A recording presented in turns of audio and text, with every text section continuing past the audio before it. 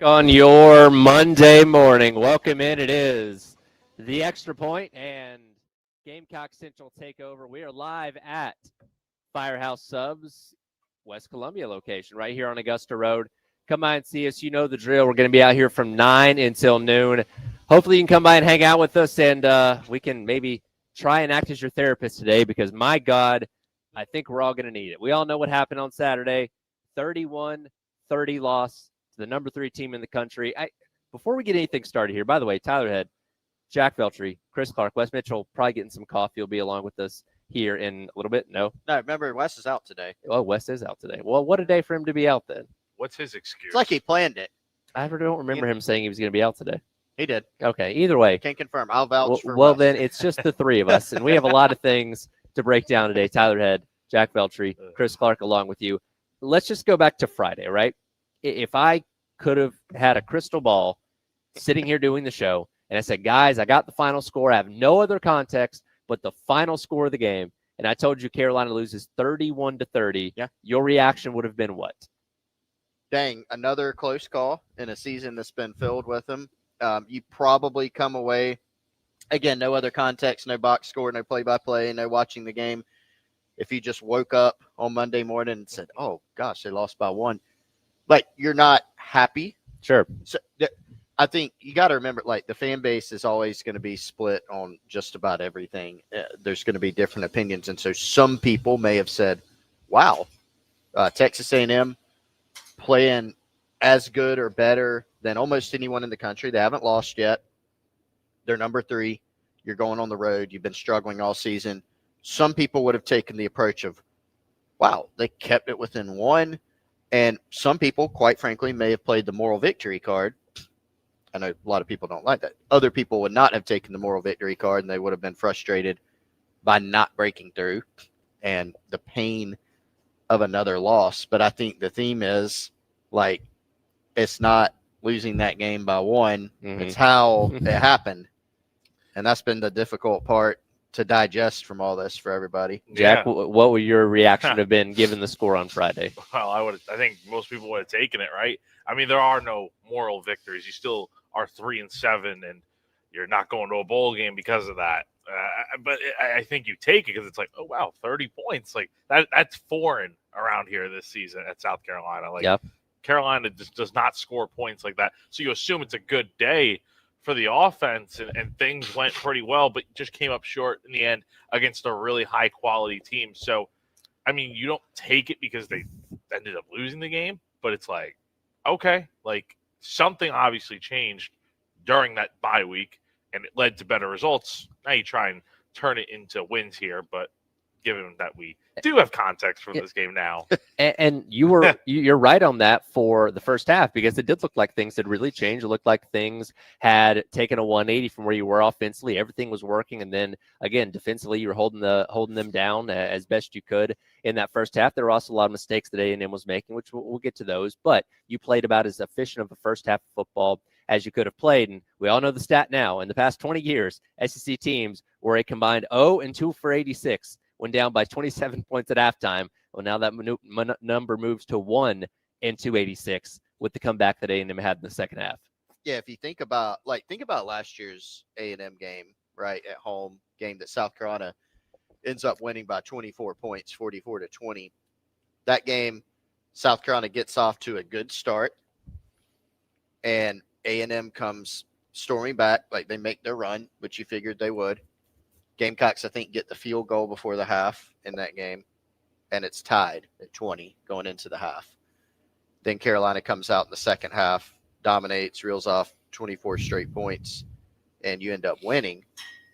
In this one, like, you knew that if, to the extent that if you're South Carolina, if you could build a cushion, I don't think nobody in the world had South Carolina going up by 27 points in the first half. Or at any point, I don't think, of this game. So what did we talk about last week? Like, if you're Carolina, you need to start fast. You need to try to build that cushion. You're not built, especially against this team, against this A&M team on the road, you're not built to play from behind. Like, that would have been the, I think, least likely scenario, is to come out, get down by, 2 touchdowns, and then have to play from behind. Like this team, And you're dealing with the crowd and too. dealing with the crowd. That's the other thing. If you're playing from behind, it becomes a throw game late, which it ended up becoming for South Carolina. Mm-hmm. And then you're going against that A&M pass rush, going against an offense and a special teams unit for A&M that's been really good. You knew you would have to build up a cushion, right? There's no planet you can imagine building up the dream cushion of 27 points and then seeing it slip through your fingers. The crazy thing, guys, is even in the midst of that 27-point cushion, yes, you benefited from Marcel Reed looking completely out of sorts in the first half. You benefited from some drops. I get all that. South Carolina left a lot of plays on the table, too, in the first half. And Beamer talked about all three phases. But 5 interceptions in the first half. I mean, you dropped some picks.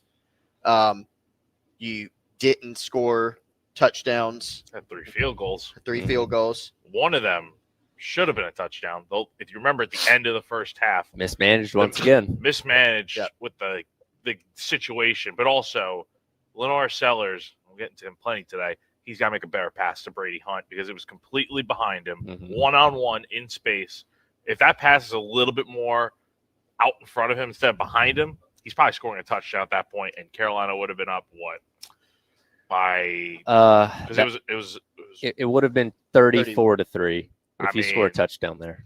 I don't want to say it was going to be insurmountable for A&M to come back from that. Hard to say that. Hard to say. Hard to say. But it did take them almost the entire second half to theoretically have gone up 37-30 if they would have cashed in on that last drive and scored a touchdown. So it's like you have some of these plays, you have some of the interceptions that you dropped. I mean, things could be completely different. But also, it could have been a different game from an A&M standpoint of they didn't cash in on that red zone situation where Lenoris throws that first pick. Right. They get inside the 5, and then they miss like a 24-yard field goal with Randy Bond, who's been very reliable for them that over the distance. years. Yeah. So it's just you played as well as you could have in the first half, but man, it's you don't win games in the first half, as we all know. It's a 60-minute game, and South Carolina did not play well for 60 minutes. We've got a lot to unpack over the course of the next 3 hours. We want your reactions as well. 803-404-6100, not only on the Firehouse Subs text line, but also on the AAA heating and air phone lines. We'll get to as many of y'all as we can over the course of the show. I do have to inject a little positivity because it is time for our 9 a.m. Sandstorm pick-me-up.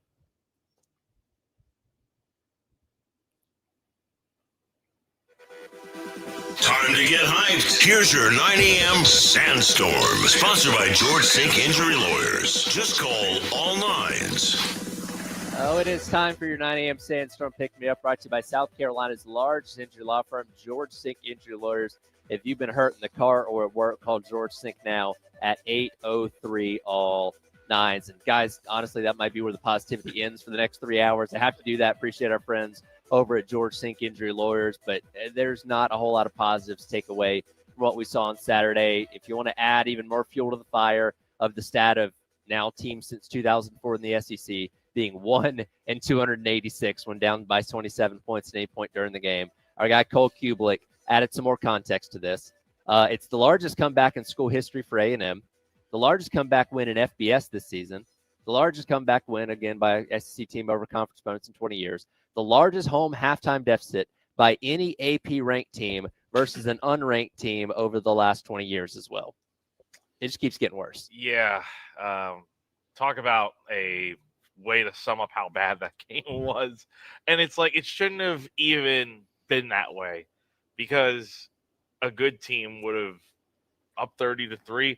Like you said, 1-286 since 2004. Good team.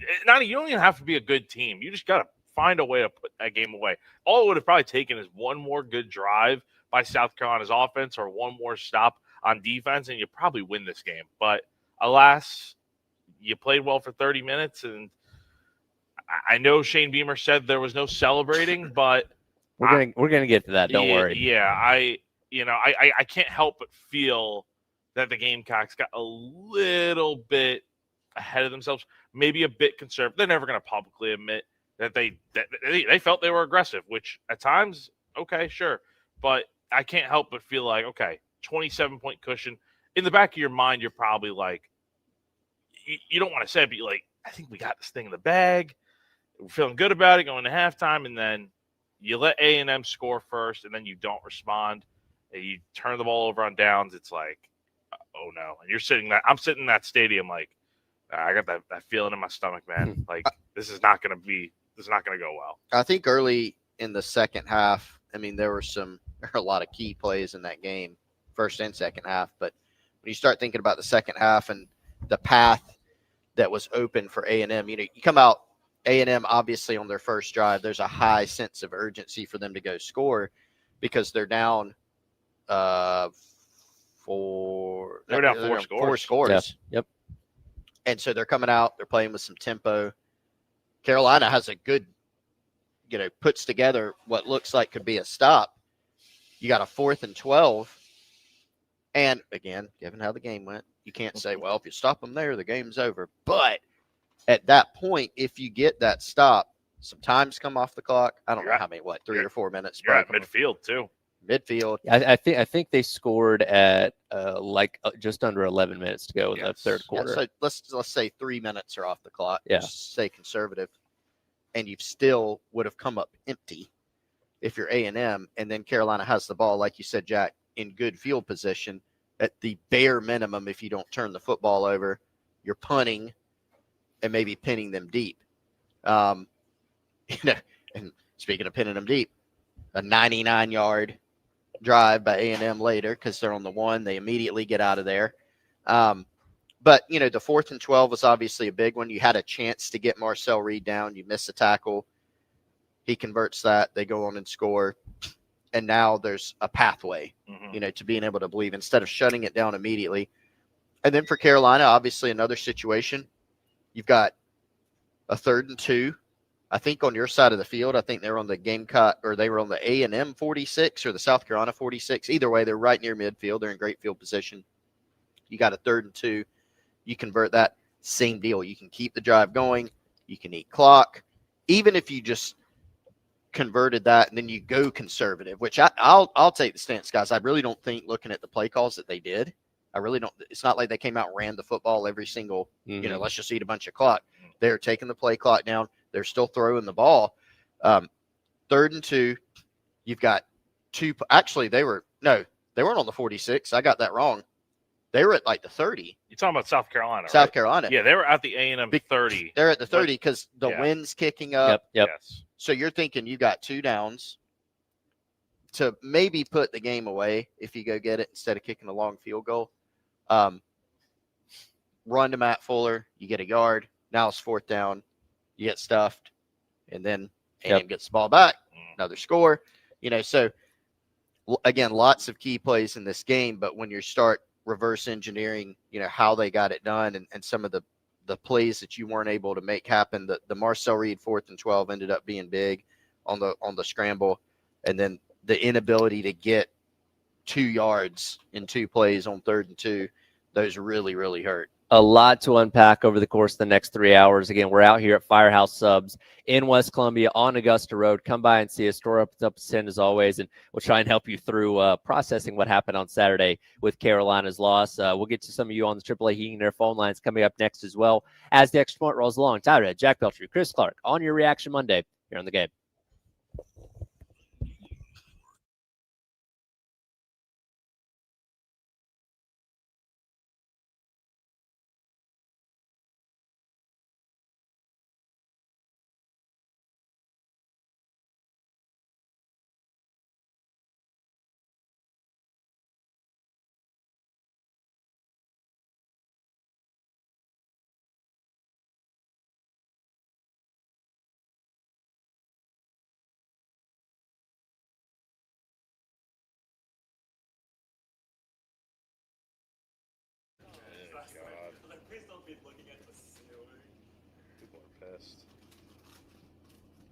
Tyler Ed here, as always. Happy to tell you about our friends over at Canty Foundation Specialists. I tell you about it all the time, but I'll happy to remind you once again, you always need to be on the lookout for things around your home that are a little bit off. Things like cracks in your exterior brick, cracks in walls or above windows and door frames, doors or windows that might be sticking, uneven or bouncy floors, or cracks over your garage door. If you notice any of these problems with your home, you could have serious foundation issues, and that's where our friends at Canty foundation specialist come in. Go online to schedule an appointment today at cantyconvicts.com. Let a professional come out to your home and help you out with your foundation needs. Again, go online to schedule an appointment today at cantyconvicts.com.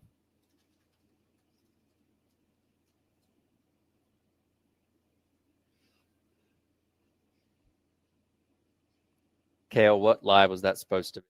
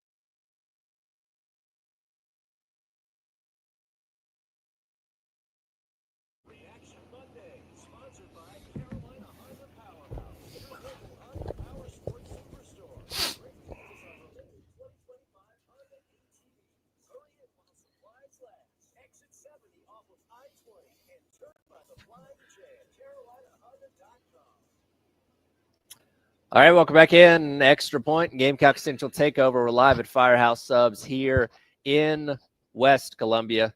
Tyler Head, Jack Beltry, Chris Clark on your reaction Monday. Come by and see us. Again, store opens up at 10 o'clock. Hang out with us, enjoy some Firehouse Subs, and we'll all try and collectively unpack what happened on Saturday and the embarrassing loss that it was. There's no two ways about that. That was a game that's going to be talked about forever for all the wrong reasons for South Carolina, and we're just going to have to live with that, unfortunately, and that's a tough pill to swallow for Gamecock fans. Want to get some of your thoughts now. We'll head out to the AAA Heating and Air phone lines. Rodney's been holding on the longest. Rodney, appreciate your call this morning. What's on your mind? Hey, thank you for taking my call. I don't even want to talk about the game. I'm just nervous about the direction this program is taking. It's like we renovating the stadium. So that means our price is going to go up. 20 plus years of the Gamecock Club, and it's just they going for the higher class. Let's put the money into the NIL, getting the product on the field. Forget the lights and the train for the entrance. Let's put the product on the field. Thank you. Yeah, absolutely. Appreciate the call there, Rodney. 803-404-6100. And that frustration is justified. And, I can't think of a worse time to be doing stadium upgrades and having to charge people more for next year's tickets than what's going on right now. And again, we don't know the final result of the season, but at best, you're going to be 5-7 and not playing in a bowl game. And that doesn't instill a lot of confidence in your fan base going forward. And there's a lot of layers to this, but there's a lot of concern for where you go from here and what the future of this program is from where you sit right now. Is just pumping more money into the program and NIL and paying top dollar for supposed best player. Is that the going to be the solution here? I mean, more so than that, I don't think it's just about. I think South Carolina's done a good job of finding players, and even I don't know what they were paying Demetrius Knight or Kyle Kennard, but those were not the most highly sought after guys, right? Like they do a good job of finding the players that not everyone is chasing after at the big schools. More so than that, I think they just got to get these hires right with the coordinators. I mean, think about it. If South Carolina had a capable offense this season, we saw what happened with Furry calling plays on Saturday. If South Carolina's putting up closer to what they did last year with 30 points a game, I tend to believe they beat LSU on the road. They probably beat Missouri. I mean, we're talking about they beat Alabama, I think. Sure. If you had a competent offense, we're looking at a much different season, I think. Yeah, it is bad timing from the standpoint of, you look back at last year, 2024, you just missed the playoff. Vibes are good. And then you fast forward to this year, even if some of the expectations were, I think, out of whack, relative to what, like if you paid close attention to this team, there were some concerning signs just based on the personnel that you lost. Yeah. Even if you were like, oh, I didn't like the Mike Shula hire, I did like the Mike Shula, whatever you thought of that, like you couldn't just gloss over everything that they lost defensively, all that leadership on the team. Couldn't gloss over losing, Rocket Sanders and Josh Simon and a couple offensive linemen, even a couple receivers that, it wasn't like Delvon Campbell and Gage Larvidan were, first team All-Americans. Both made an NFL roster. Mm-hmm. That's pretty good. Mm-hmm. So they were good players. So they lost a lot. And, this season, even if you had lowered your expectations from, South Carolina should make the playoff, like you didn't expect this, and this is not a result that is, I think, acceptable for anybody. So the timing is definitely bad. And look, Rodney, I mean, what he said calling in there is where a lot of fans are, where they're very frustrated, and that's completely understandable. I think there's a couple of things to think about. You've got a camp, to go back to the split between the fan base. You've got a lot of people who say, I've seen enough. It's not going to get fixed. You have some people who say it can be fixed. And I think if you go back 2023, after a really good 2022 season, South Carolina turned in a very disappointing year in 23, went 5-7. And if y'all remember, vibes were bad then, Now I recognize this year has a chance to be, it's at the maximum, it's going to be 5-7. At worst, it could be 3-9. It could be 4-8. Best it can be is 5-7. A lot of people said, hey, 2022, that was fun, cool. This is bad. We're losing Spencer Rattler. We're losing Xavier Legette. First-year offensive coordinator, Dow Loggins, didn't like. Bad vibes. Well, they go out in 24. It was pretty good. Not saying that's not like your goal as a program, because you didn't play for a championship. You didn't make the playoff, but it was pretty good. Like, it showed that Beamer has orchestrated a turnaround, even if you're saying he's not going to do it this time. Okay. But it was done once before. 2023 to 2024, they went from 5-7 to winning 9 games in the regular season and just missing the playoff. If you lose, you've got a chance to make the playoff nowadays, losing 3 games in conference with the type of schedule that South Carolina plays in the SEC. So the question becomes, if he's back, which everything that we've heard points as of right now points to him being back. Can he do it again, and how? I think if you're looking for a silver lining, maybe people aren't, but I assume if you're a Gamecock fan, if you're listening, you would like to be good. You know, like you're not, you're not listening going, oh, I hope it goes bad. So you would like to be good. How can it get fixed? And if Beamer's back, what is the path? Well, it's just like you said, Jack. You've got to nail this OC hire. You got to nail the O-line coach hire, because that's been an issue. Even when South Carolina's had pockets of being good on offense, like the back half of last year, the O-line has still been a problem. And Beamer's talked about these themes publicly: too many tackles for loss, too many sacks, etc., too many negative plays. You have an opportunity nowadays in the transfer portal to flip your outlook. Sure. How did they flip the outlook from 2023 to 24?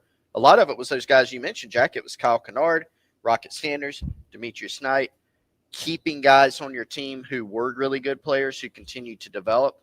It's really going to be a very similar formula this year. Now, whether or not they can execute that plan, I have no idea. Yeah. A lot of the guys are going to need to go get in the portal.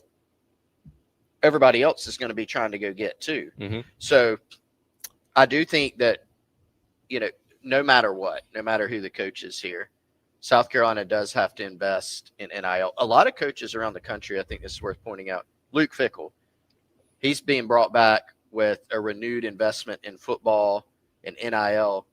He hasn't done anything. He doesn't have even the resume that Shane Beamer's put together in Columbia. Right. Yeah, we thought for sure he was going to be done 3 weeks ago. He did great at Cincinnati. And yeah, then right. So the point is, like, no matter who it is, you definitely have to invest in NIL in the portal. And, sure. and frankly, that means, some of these revenue generating things. I know it's an uncomfortable place to be, and the timing is just really, really bad. And that's just the way it's worked out. Yeah. And I won't lie to you guys. We've talked a lot this season, even as how bad it's been. Like, okay, well, Beamer's definitely coming back next year. I don't see anything changing or going in a different direction. Yesterday was the first time this year where I really sat and thought, if I got a notification on my phone that they did make a move, my jaw wouldn't be on the floor. Like, when you have a historic collapse like that, nothing is off the table in terms of things to be considered and the change to be made. Obviously, we know we're sitting here on Monday. That change has not been made. And again, I kind of go back to thinking that it's not going to be made no matter how off the rails the season goes in the next couple of weeks. He's going to get another chance in 2026. But for those calling for his job, I completely understand, and you're justified in feeling that way after what you saw on Saturday. But it's like, who are you going to hire? Everyone else is firing coaches right and left. And, I think you still need to let this thing ride out. But here's the thing. More money does not mean automatic success. You have to know how to spend that money. And South Carolina's done it pretty well over the years, but this year in particular just did not go well. Hopefully you can use it better heading into next season. Let's take a look at the stats between the first half and the second half from Saturday coming up next. Also to get to your calls on the AAA Heating and Air phone lines as Reaction Monday rolls along. Tyler Head, Jack Belcher, Chris Clark, live at Firehouse Subs in West Columbia here on the game.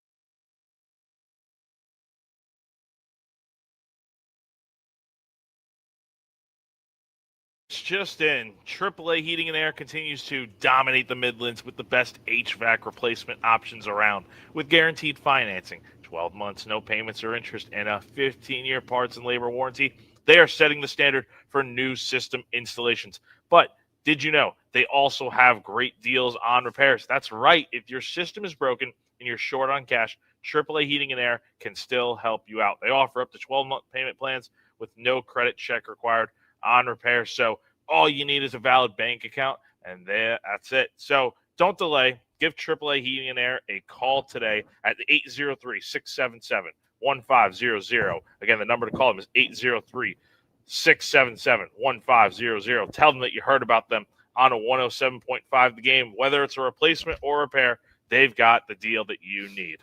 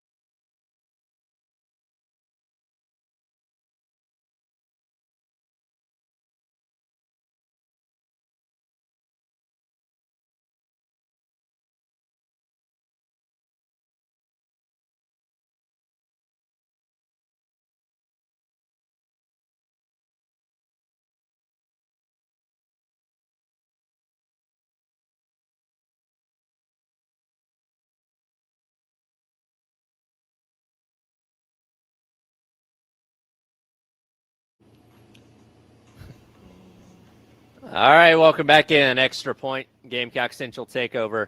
Tyred, Jack Beltry, Chris Clark along with you here on your Reaction Monday live at Firehouse here in West Columbia. Make sure I get the address right here. I believe 2301 Augusta Road. Come by and see us. Again, store opens up at 10 o'clock. Come get a sandwich and enjoy the day as much as you can as we're continuing to unpack South Carolina's embarrassing loss. There's no other way to describe it than that, to Texas A&M on Saturday, 31-30 after having the 30-3 lead at halftime. Let's kind of take a look at some of these stats here because what is the Charles Dickens thing about a tale of two halves? This is certainly one of those type of things where, again, the first half for South Carolina, incredible. Total yards, 312 to Texas A&M's 132. Ran the ball for 108 yards compared to Texas A&M's -9. Passed the ball for 204 yards compared to A&M's 141 yards. 3 of 8 on third downs compared to Texas A&M going 0 of 6. You held the ball for 12 minutes and 33 seconds compared to 12 minutes and 25 seconds for Texas A&M. Of course, scored 30 points in the process of that. Second half, however, 76 total yards compared to A&M's 371. 13 rush yards compared to A&M's 73. 63 pass yards compared to A&M's 298. 1 of 7 on third downs compared to A&M, not really that much better, but 2 of 5 on third downs. And the big key, 1 of 3 on fourth downs compared to A&M going 2 of 2. Again, there's a million stats on this page that I can read off here, but I think that tells enough of the story of how this game went on Saturday.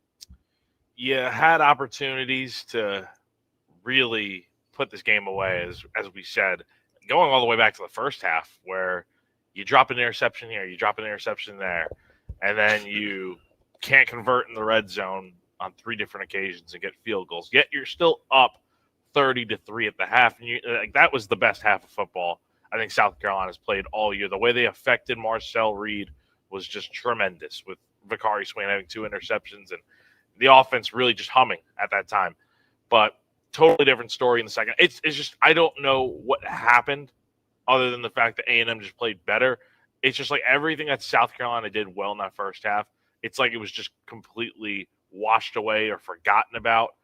It's like they just forgot how to play football in the second half. It's just the way I looked at it. Yeah, a bunch of little things and then some big things too, right? I mean, the secondary in the first half had a pretty good day. Now, as we've said, were they aided by some A&M drops? Sure. And Marcel Reed being off? Sure. But they're making plays out there. Second half, one of the things I saw, A&M was able to protect Reed a little bit better. He looked more comfortable. He was stepping up. He was making better decisions and playing with more confidence. But whether South Carolina played, when South Carolina played man, they just did a lot better job, A&M did, of finding crossers and getting some easier throws. That was something, Mike Elko going into halftime, listened to the broadcast in his halftime interview, said we got to find a way to get him some easier throws. And they were able to do that against man coverage. They found him some easier throws with crossers. They stopped dropping so many passes, which obviously helped their cause. And then in zone, South Carolina had some bad busts. A couple of the touchdowns you're thinking about, they motioned the guy out on one of the touchdowns, and the corner's supposed to carry the receiver high, and he doesn't. And it's kind of an easy pitch and catch, not even really a contested ball. There's another one where I think South Carolina's in 3 deep coverage.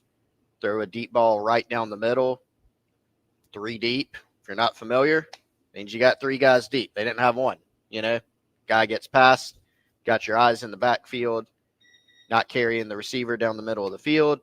There's protection. Kind of an easy pitch. Well, didn't end up being easy. Guy had to dive for it. But you got an opportunity to catch a touchdown there. They did. So, defensively, I think the biggest things, and, without getting into all the schematics of it, I think A&M just started playing a lot better. South Carolina started playing worse. They weren't able to sack Reed in the second half. They weren't able to affect him as much. And then they unlocked some things in the passing game. More of your thoughts on the AAA Heating and Air phone lines. Go out to our guy, Ray, who's been waiting patiently. Ray, appreciate your call as always. What's on your mind today? Hey, guys. First of all, man, I want to kind of change the format a little bit before I get into the game. First, I want to thank Gamecock Central. I want Chris, I want to thank you. And I know Wes isn't in the studio, but you and Wes, you guys bring it. I mean, the passion you guys have is it's unbelievable. I mean, so I just want to put that out there. And Jackie, you as well, because you're affiliated with Gamecock Central as well. I was about to I'm say, telling you're you, going to forget Chris. about me there? Can't leave out Jack. No, I wasn't. I Thank had you, to Ray. do it that way, dude. I had to do it that way. But what I was going to say before I get up, but I was so intrigued just reading the comments on Gamecock Central. Man, you guys got a great thing going. That's all I got to say. But now I got to get into the game. The thing that's got me very concerned, I'm sure a lot of Gamecock fans concerned, is that I like Shane Beamer, so I want to put that out there first. Of course, firing and hiring has nothing to do with liking or disliking. I've learned that in business. But what I will say is that so right now, after 5 years, Muschamp had a better conference record than Shane. And guys, if you throw in the Clemson thing, when Coach Muschamp played Clemson was the gods of college football. So, I appreciate Coach Beamer beating Clemson, of course. Beating Clemson is always better than excellent, for sure. So what I'm saying is, after 5 years, we're kind of looking at the same exact records. So that's something that just has to go into consideration right there. Okay. And then also, I'm thinking Coach Beamer will be back next year. That's just my mind thought. Of course, as Chris knows, that Clemson game could do anything. I mean, everything's on the table there. But so, Coach Beamer comes back. So we're looking at him to hire his fourth offensive coordinator. And, it really hasn't worked. It worked a little bit last year, but it was good. But it's never been really good. And we haven't developed Lenore. We really haven't. He's descended. So there's that. And then talking about the fan situation, about relocating those fans, they're bringing these suites for the millionaires and people like that. And guys, what breaks my heart, I understand doing it for the revenue. I've been in those suites before. I don't own a suite. I'm not that type of guy. But the people I work with, some of them do own suites. And I can tell you, it is a hodgepodge of people who could really care less about the team, and they're more there for the social events. So that's something to think about. And also, you're going to relocate these people. And after this season, are they going to want to be relocated? Because Chris knows once fans leave, they just say they leave the company store, they just don't come back with their dollars. Now, I'm hanging on by a thread, but I'm hanging on. But, guys, thanks for what you do. Appreciate it. Well, Yeah, thank you. absolutely. He's always there, Ray. 803-404-6100. And again, I go back to when Rodney called a few minutes ago. This frustration is completely justified. And you know what? If there weren't already 8,000 jobs open at FBS Power 4 programs right now, the reality of them maybe making a move on Beamer might be a little bit more real.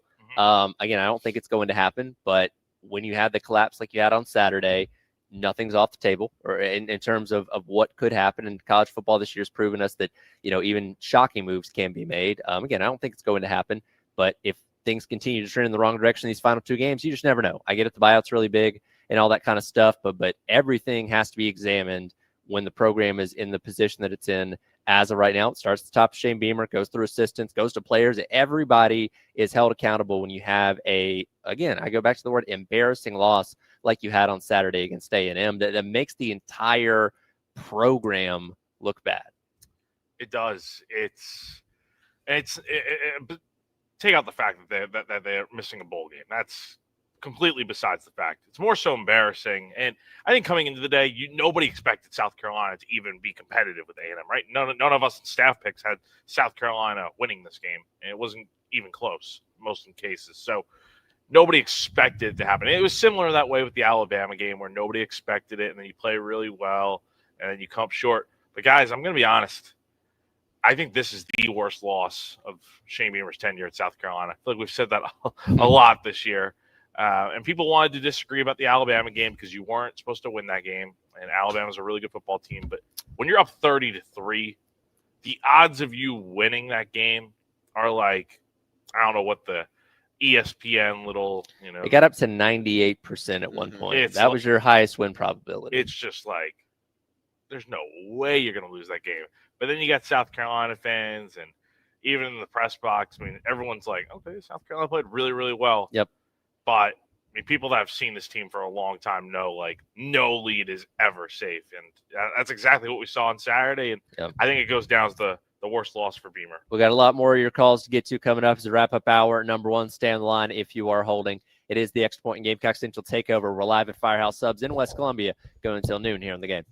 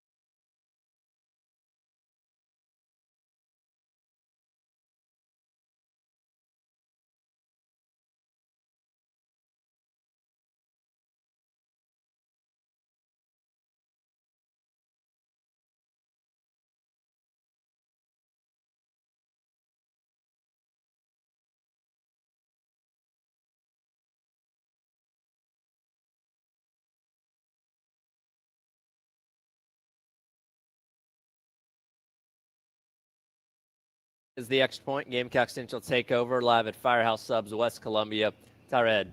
Jack Belcher, Chris Clark, along with you here on Your Reaction Monday, and we've been getting a lot of your reactions as we break down South Carolina's 31-30 loss to Texas A&M on Saturday, driving them to 3-7 on the season. 2 more games to go. Coastal this weekend and Clemson to wrap up the year. And obviously, we know that they're not going to be going to any bowl game at this point in time. So, unfortunately, it's been quite a disappointing year. Want to get a couple more of your calls in here to wrap up the hour. First, we'll go out to Scott. Then we'll get to Steve real quick. Give you about a minute or so here as we do have to get this in for the top of the hour. What's on your mind today, Scott? Well, our punter did not help us out like most games this year at all. But my main point is, at the end of the game, all we needed was 20 or 25 yards to be in field goal. And then after all, in field goal range, and after all that had happened, we would have still won the game. Now, that's what concerns me. We dropped straight back. And, of course, Lenoris, didn't throw the ball away when he did get in trouble. But dropping straight back has been our thing all year long that we did wrong. We definitely need an offensive coordinator. I think Mike Bobo or somebody like that would have known to call a play where we could have got 2 or 3 completed passes, kick the field goal, and win the game. Nobody's been talking about that. You can talk about all the missed interceptions and everything the whole game. We had a chance to win the game at the end, and we didn't do it. That is the main point. We just needed 3 points. We needed to score 3 points in the second half, and we had our chance to do it. I don't think they called the right play there. Norris made another mistake, fourth quarter mistake like he did against Alabama, and we just didn't do it. We had the chance to do it, and we didn't do it. Yeah, that's got to be corrected.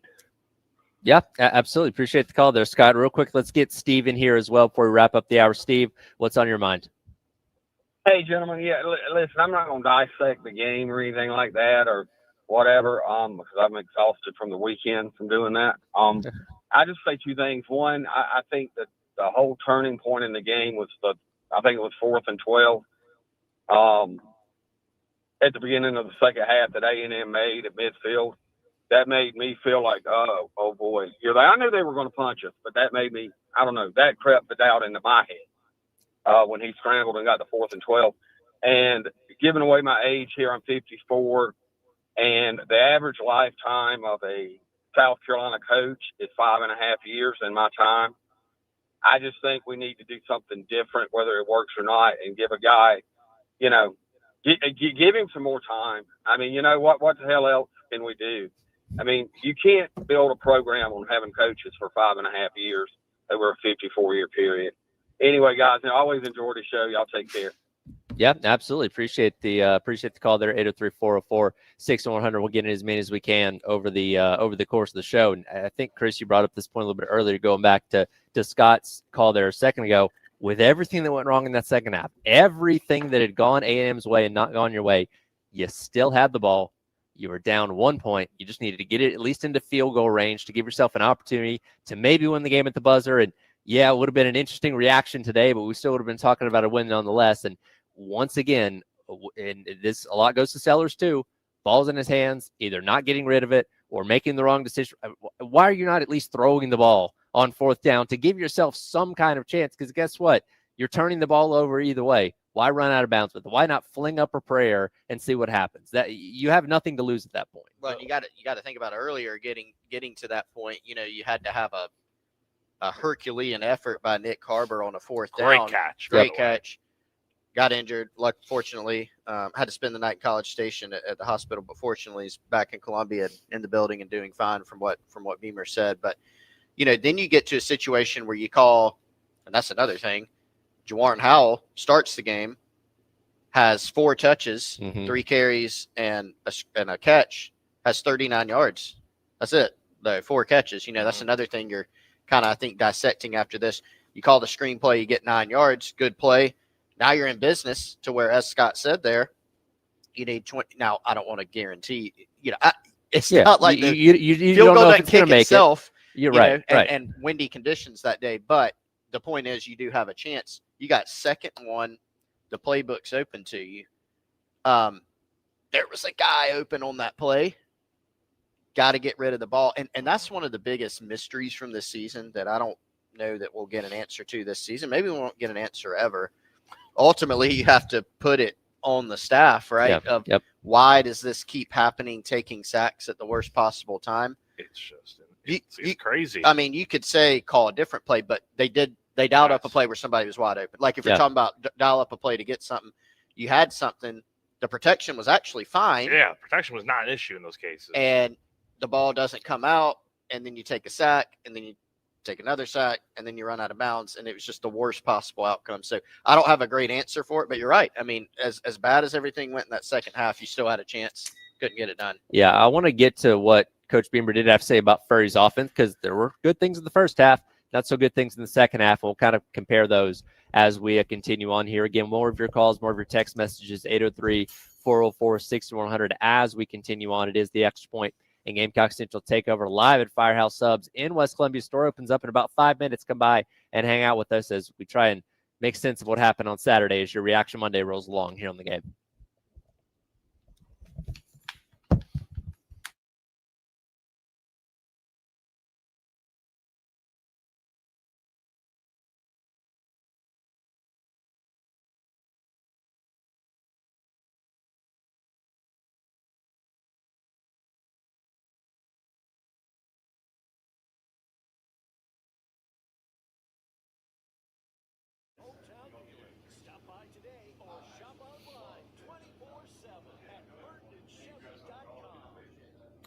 It's all right here for our friends over at Twin Peaks. Tomorrow, November the 18th, is officially Customer Appreciation Day over at Twin Peaks, and they're saying thanks in the best way they know how with buy one, get one wings all day long. That's right. Buy one order, get one free, and you couldn't do it with as they couldn't do it without you. And if you show up, they'll bring the wings. Twin Peaks Eat, Drinks, and of course, Scenic Views offers valid dine-in only November the 18th at participating locations and excludes smoked and grilled wings. Get down there tomorrow and let them show you how much they appreciate you as customers. But it doesn't just have to stop tomorrow. Every single day, no matter what day of the week it is, no matter what sport's going on, you can go in and take it all in with our friends over at Twin Peaks with delicious food, TV as far as the eye can see, and of course, those 29-degree draft beers. All this and more with our friends over at Twin Peaks.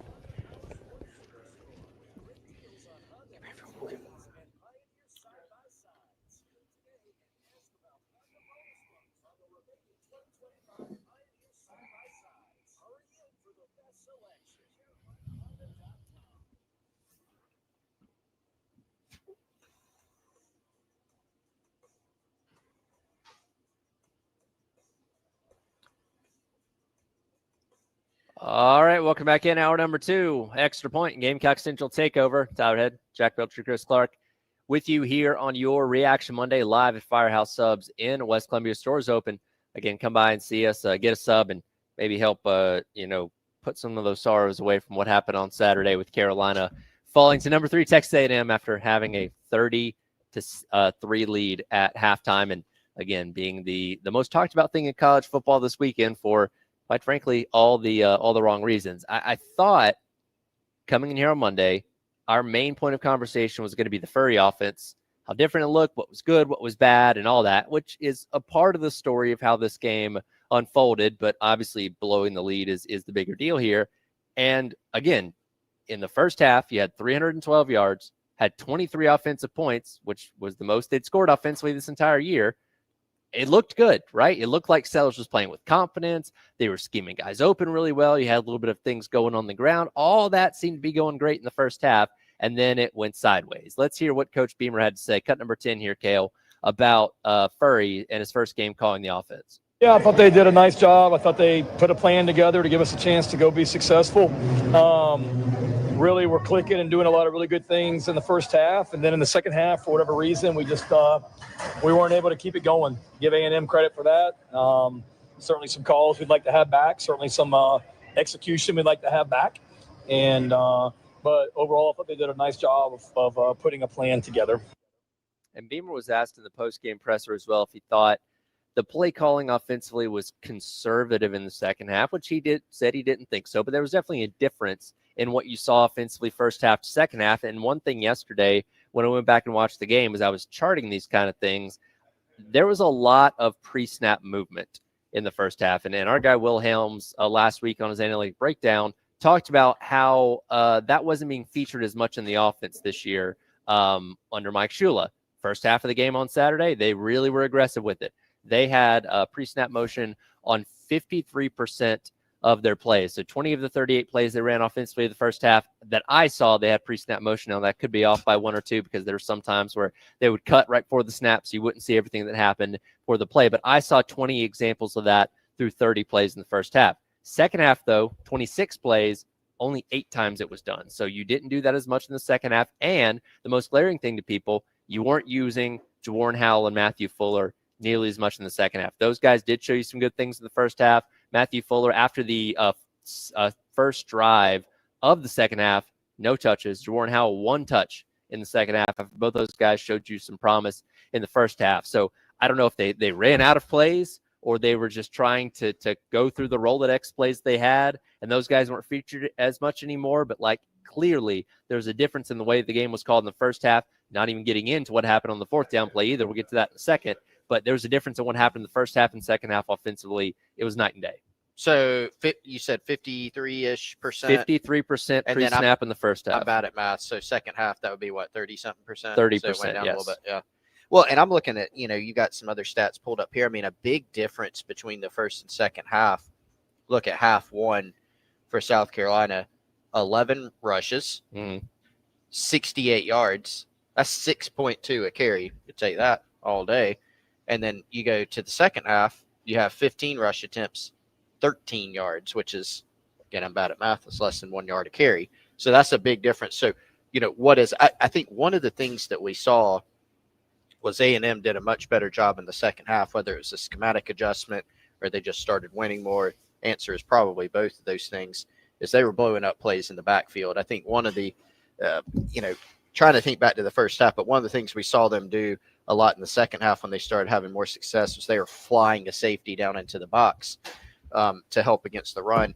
And I don't think South Carolina handled that very well. I also thought on a couple of occasions they did have some run plays called where it looked like the action necessitated bouncing it outside, and you would see the backs kind of stay in the middle where there's 3 or 4 animals waiting for you in the middle of the field. It's going to be tough. Faison did have a really nice run where he broke out. The one where he broke out of 2 tackles. At first, you're like, you've got to break that tackle. It was a really good run. You didn't break the tackle. Then he breaks the tackle, and then he keeps going, right? But that's what you got for. That was a big, I mean, you even look at the rushing, discrepancy. I really don't think South Carolina went conservative with the play. They ran the ball 4 more times in the second half than in the first half. They were calling passing plays. Tyler, I think you have a point that for whatever reason, they didn't use as much pre-snap motion. I don't know if they were adjusting to an adjustment A&M made. I don't know what it was. Did they, Jawarren Howell and Fuller, we saw that 20 personnel where they're using 2 backs. Didn't see that as much as the game went on. So was that more of a package type thing as opposed to the full scope of the offense? I think so. But yeah, I mean, it was crazy because you loved what you saw in the first half, especially relative to what you've been seeing all year. But then they couldn't muster a point in the second half. So that's bad, right? It was like, and I know they said they didn't get conservative and they were aggressive. But I look at the numbers and I'm just like, it's like Mike Furry called plays in that first half. And it's like Mike Shula was under the mask in the second half and took it off and called the plays. I don't know. I see the run up the middle on 4th and 1. And I'm just like, that's a Mike Shula textbook type of play. And, I don't coach football, so I don't know what the idea is behind lining up in the shotgun there. But my stance on it is look, they said before, I think someone asked him a few weeks ago, Shane Beamer, that is, if they have like a tush-push type of play in the playbook, a quarterback sneak. It's 4th and 1. You have your 6'3", 235, 240-pound quarterback. Why not just line up under center, shove him up the middle, and try to get that first down? That's my take on it. I just don't agree with lining up 6-7 yards back further and having to. You're only making it tougher for yourself to pick up that much yardage compared to just the 1 yard, especially against this type of defense that at that point had been picking it up a little bit, playing a bit better. They know they got to stop right there. That changed the momentum in the game, and of course it did. Let's get more of your thoughts. AAA Heating and Air phone lines. Gene's been hanging off for a bit. Gene, appreciate your patience. What's on your mind today? Thank you, guys. First of all, I disagree. They were concerned. They did get conservative in the second half. I'm going to go back to the first half where under a minute to go, we got 3 timeouts. He let 6 or 8 seconds run off the clock before he calls a timeout. Why are you taking them in halftime with you? Okay, you could have had 2 more plays on that series before you kick the field goal. Second half, they come out. First half, they blitzing on the right side. Okay, blitzing on the right side. Fewer A&M's going into halftime and adjusted that. Bring it from the left side. We didn't blitz none in the second half. Okay, they got concerned that instead of going and trying to win the football game, they tried to keep from losing the football game. No swing patterns, no rolling Lenore's out in the second half and throwing that little swing pattern, getting 8 and 10 yards every time in the first half. None of that happened. And it's on the coaches. I mean, they blew 2 games. Them guys played their hearts out. They played their hearts out 2 games. And them coaches blew that Alabama game with that conservative. Play your defense. If you lose, you lose. Blitz from the left side now instead of the right side. If you lose the football game doing the same thing, they got you a 30-3 lead, you lose it.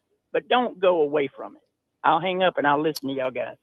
Yeah, appreciate the call there, 803-404-6100. And going back to the end of the first half sequence, to remind everybody, Carolina, again, down there in the red zone with an opportunity to score at that point in time up 27-3. Brady Hunt catches the ball. I don't know, he's like the 10, 12-yard line or whatever it was, with about 19 seconds to go. You had all 3 of your timeouts there. Beamer, according to him after the game, did not realize that he caught it. I guess he thought he was incomplete, if I'm remembering what he said correctly there. And because Terry and I are watching the game over at O'Hara's. I'll get to some people watching the game at O'Hara's with us here in a second. And we're like, why aren't you calling your timeout? Why aren't you calling timeout? Because he didn't call it until 11 seconds are left. And basically, you've eliminated 2 opportunities, maybe take a shot at the end zone. They run 1 more play, goes down to 6 seconds. They kick the field goal and go to halftime. And again, Sellers should have a bad throw where he could have potentially gotten one in the end zone there. But again, you eliminated yourself from making at least 2 more shots in the end zone. Maybe could have had a touchdown there. Maybe it's 34-3 instead of 30-3. And who knows what happens in the second half after that, because that's an even more insurmountable lead, it seems like, for A&M to try and overcome. And again, if this was one time this thing happened this year, they would say, okay, you made a mistake, you misread the situation, whatever. But it's happened time and time and time again, specifically at the end of first halves. For whatever reason, the mismanagement of the clock has become a thing with Coach Beamer that I don't know how to explain it at this point. I don't get it. I don't. Especially when you have all 3 timeouts in your back pocket. Now, that said, shouldn't have even had to worry about it there because the play was there. It's just, again, Lenore's. We talk about him not to get throwing the ball away, and he's regressed a lot this year, I think. But you got to make that throw right there to Brady Hunt because if you do, it's an easy touchdown, in my opinion. Once Brady Hunt, a big guy, gets past that defender there. But yeah, the management of the clock was a talking point for sure from that game, and you're up by so much already, but against a team like this,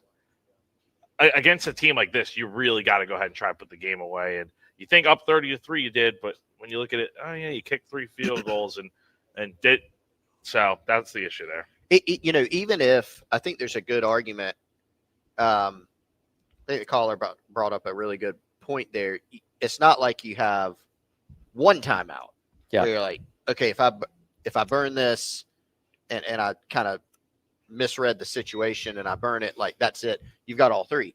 So even if the ball is incomplete, is there a thought? Let's take a timeout and talk strategy. Let's go over the next couple plays. Like I think there's really good point for that. I do think like to go back to the conservative point, the conservative play calling offensively and defensively in the second half.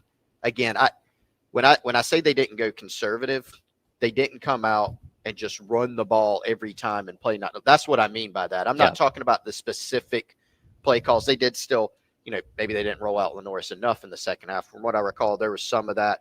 Defensively, I still recall some blitzes. They didn't get home. They mixed up zone. They mixed up man. They just didn't play it very well. And so ultimately that is on the coaches. You have to figure out ways to put your players in position to be successful. They got beat deep a lot. So you might be sitting there saying you should have gone more conservative.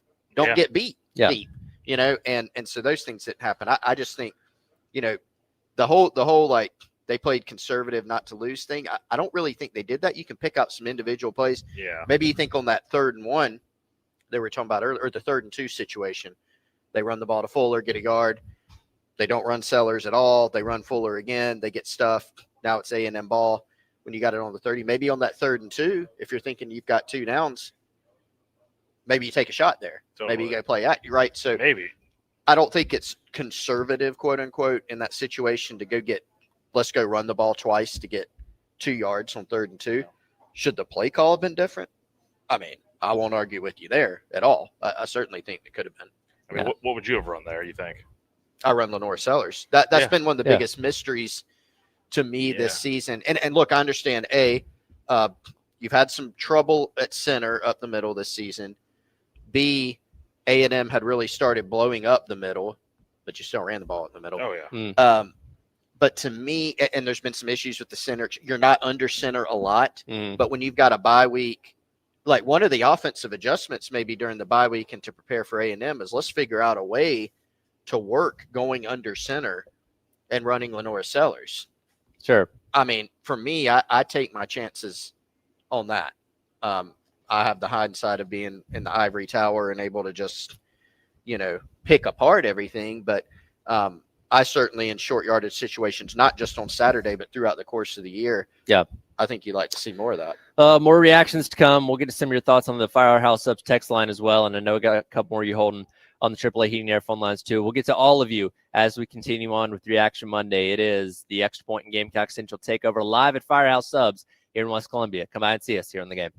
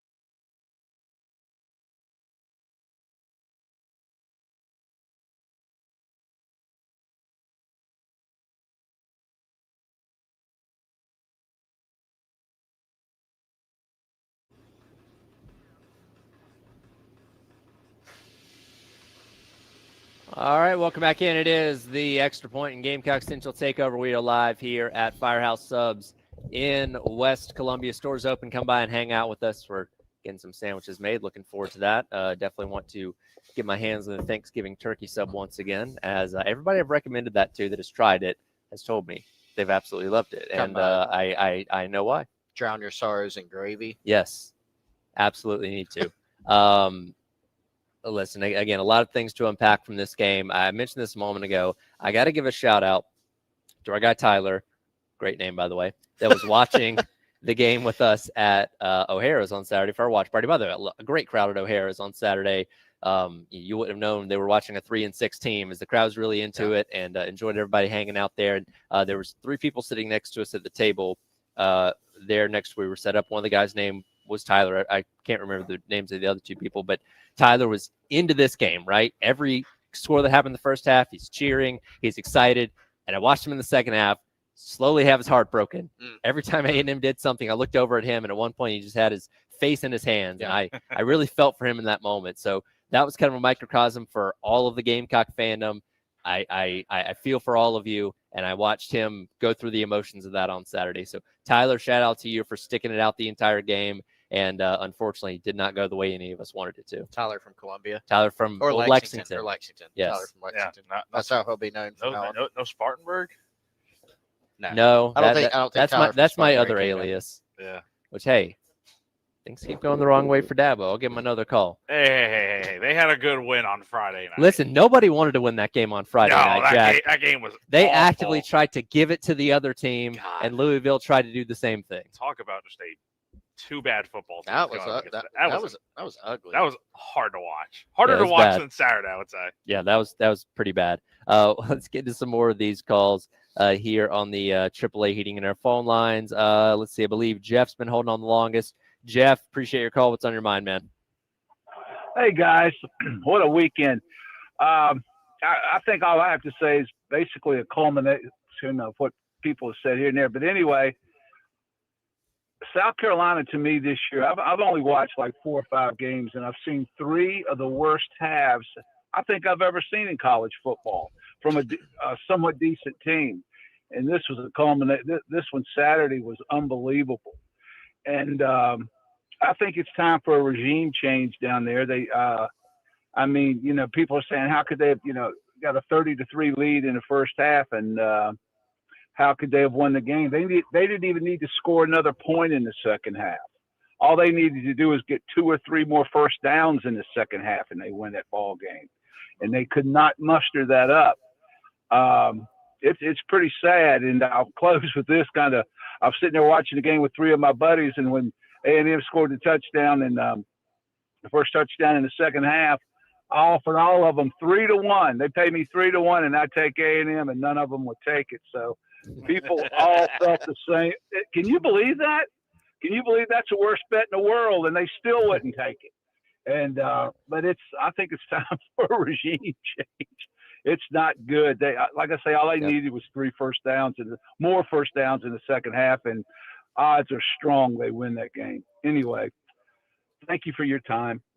Yeah, absolutely. Appreciate the call. 803-404-6100. And, you know, if this just kind of happened in a vacuum and this is the only thing that went sideways this year, it's okay. It was one really, really bad game. You know, I don't think you need to call for anybody's jobs at that point in time. But when you add up everything that's happened this year and your inability to close every single game, because, again, we keep going back to this you've been in almost all these games that you've lost. And Saturday was the worst example of that because you had a 4-touchdown lead, still leading in the fourth quarter, got the ball back with an opportunity to drive down the field and still win the game, and you couldn't do it. And again, it's a combination of all that. And talking about this on a week-to-week basis, it's almost been 2 months since they've won a game.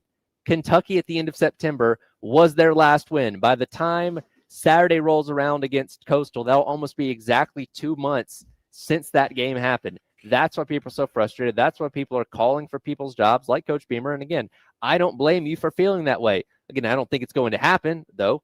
Can never say never in college football right now. I don't think it's going to happen, but you're not wrong for feeling that way, seeing how everything's unfolded this year. Yeah, I mean, you talk about 2 years ago being bad. I mean, this is this blows it away. I mean, it's been bad. One thing I've noticed from a few callers with Scott, and then just this recent call right here, people talking about, oh, well, if they did this and that in the second half, then they win the game. Specifically at the end of the game, where hey, they had a chance to go win at the end and go kick that field goal, and all you need is 20, 25 yards. But here's the thing, man. You were up by 27 points at the half. It should never have gotten to a point where you need to go and kick a game-winning field goal. And I know Shane talked about it after the game that if you had told him that they would be down by a point and have a chance to go kick a game-winning field goal to win that game, he'd take it all day. But context matters. Context matters, though. Yes. You were up by 27 points. And I know A&M's got this explosive offense, all these weapons, and we hear nonstop about how they're probably one of the top teams in college football, if not the best team in college football. But South Carolina, I don't care how bad they are. They've been awful this year. I know that. But, this team, there's just no excuse to blow the game the way they did. You're up by 27. You're up by 4 scores. Do you know how hard it's so hard to play the way that South Carolina did in the second half and lose that game? A few things go right here and there. You didn't even score a point. It's just, I don't know, man. I disagree with the fact that you had to do X, Y, and Z at the end of the game. You should have been able to win that game, no problem. Yeah, it's one of the things. It shouldn't have come down to that. You should have, if you could could have put together one complete drive in the second half, you probably win this game. Instead, second half, 8 plays, 45 yards, turned it over on downs. 3 and out, punt. 4 plays and out, punt. 3 and out, punt, and then turned it over on downs at the end of the game. And that only hurt your defense more because South Carolina, for all they did well in the first half, kind of just reverted back to what's been the issue all year and not being able to finish games is the fact that they would go 3 and out, and then the defense comes right back out in the field, and then A&M's just blowing it up offensively and having so many explosive plays. That's the problem here, is that the defense is going to get a lot of criticism for that second half, but it didn't help when your offense was going 3 and out so quickly. Yeah, but both, everything was working in concert really for the first time this season. Complementary football, offense, defense, and special teams in the first half, and then all systems failed. In the second half, it was just it was complementary football in reverse, where the offense wasn't able to help the defense wasn't able to help the offense. You had some special teams issues there. It was kind of all of it. And I mean, this is a larger conversation, but the last caller was talking about regime change. I mean, I do think, and this isn't like an argument on my part, I think this is the posture of South Carolina's administration. Currently, Beamer has not had, this will be his second losing season in Columbia. Yep. The one sandwiched in between that was an almost playoff team that was really good. When you look at his overall body of work, he's put forth some good things. Top 10 wins, top 25 wins, etc. He does have a new contract that was signed earlier this year. We know money is not as much of an object in terms of buyouts as it used to be. And I just think the posture that they seem to be taking is against one of the nation's toughest schedules. It'd be one thing if they had gotten, and this was a historic collapse, as we know. They haven't gotten beaten 50-6 in all these games. Yeah. And I think that's something that's weighing in. I think the schedule's weighing in. I think what they did last year is weighing in. I think having that year last year after a bad year in 2023 is all weighing in. That's just kind of what I'm gathering in my conversations. And so I think that's why, as of right now, we're going to see it run back, and there's a lot to fix, as we know, going into next year. That's a good point that you bring up. I want to hit that on the other side of how you are losing these games and what that means for the overall scope of this season, as well as more of your reactions as we continue on with Reaction Monday Live from Firehouse in West Columbia. Tyler, Jack, and Chris on your Monday on the Game.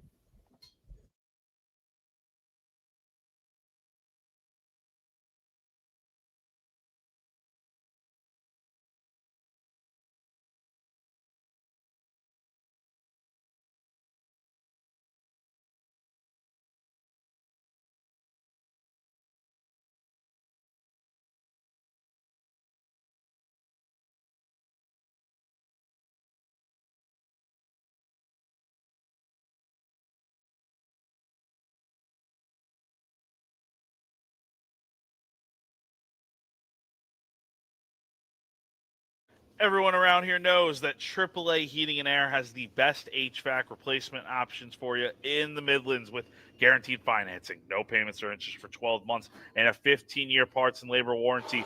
AAA is tough to beat when you need a new system. But here's the question. What if your system just needs a simple repair? Well, AAA has something for you as well. If you're strapped for cash, they offer up to 12-month payment plans with no credit check required on repair services. Yep, that's right. No credit check. So just have a valid bank account and own your home. So whether you're replacing or repairing, AAA Heating and Air has you covered. Give them a call today at 803-677-1500. Again, 803-677-1500. Tell them that you heard about them on 107.5 The Game. And call today. Get your comfort back on track. You'll be glad you did.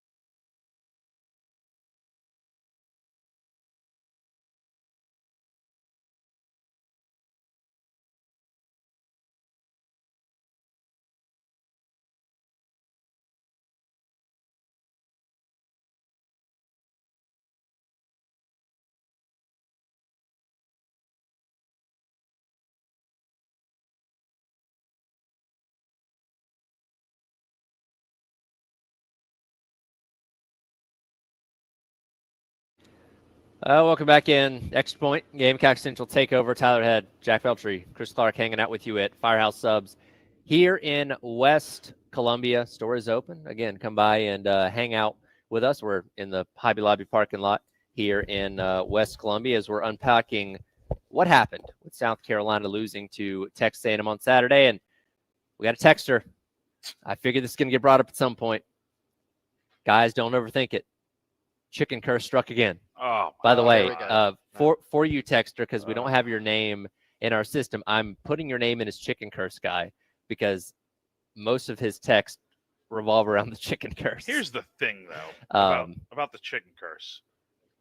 I remember watching the 2010, 2011 baseball documentary on SEC Network a few months ago.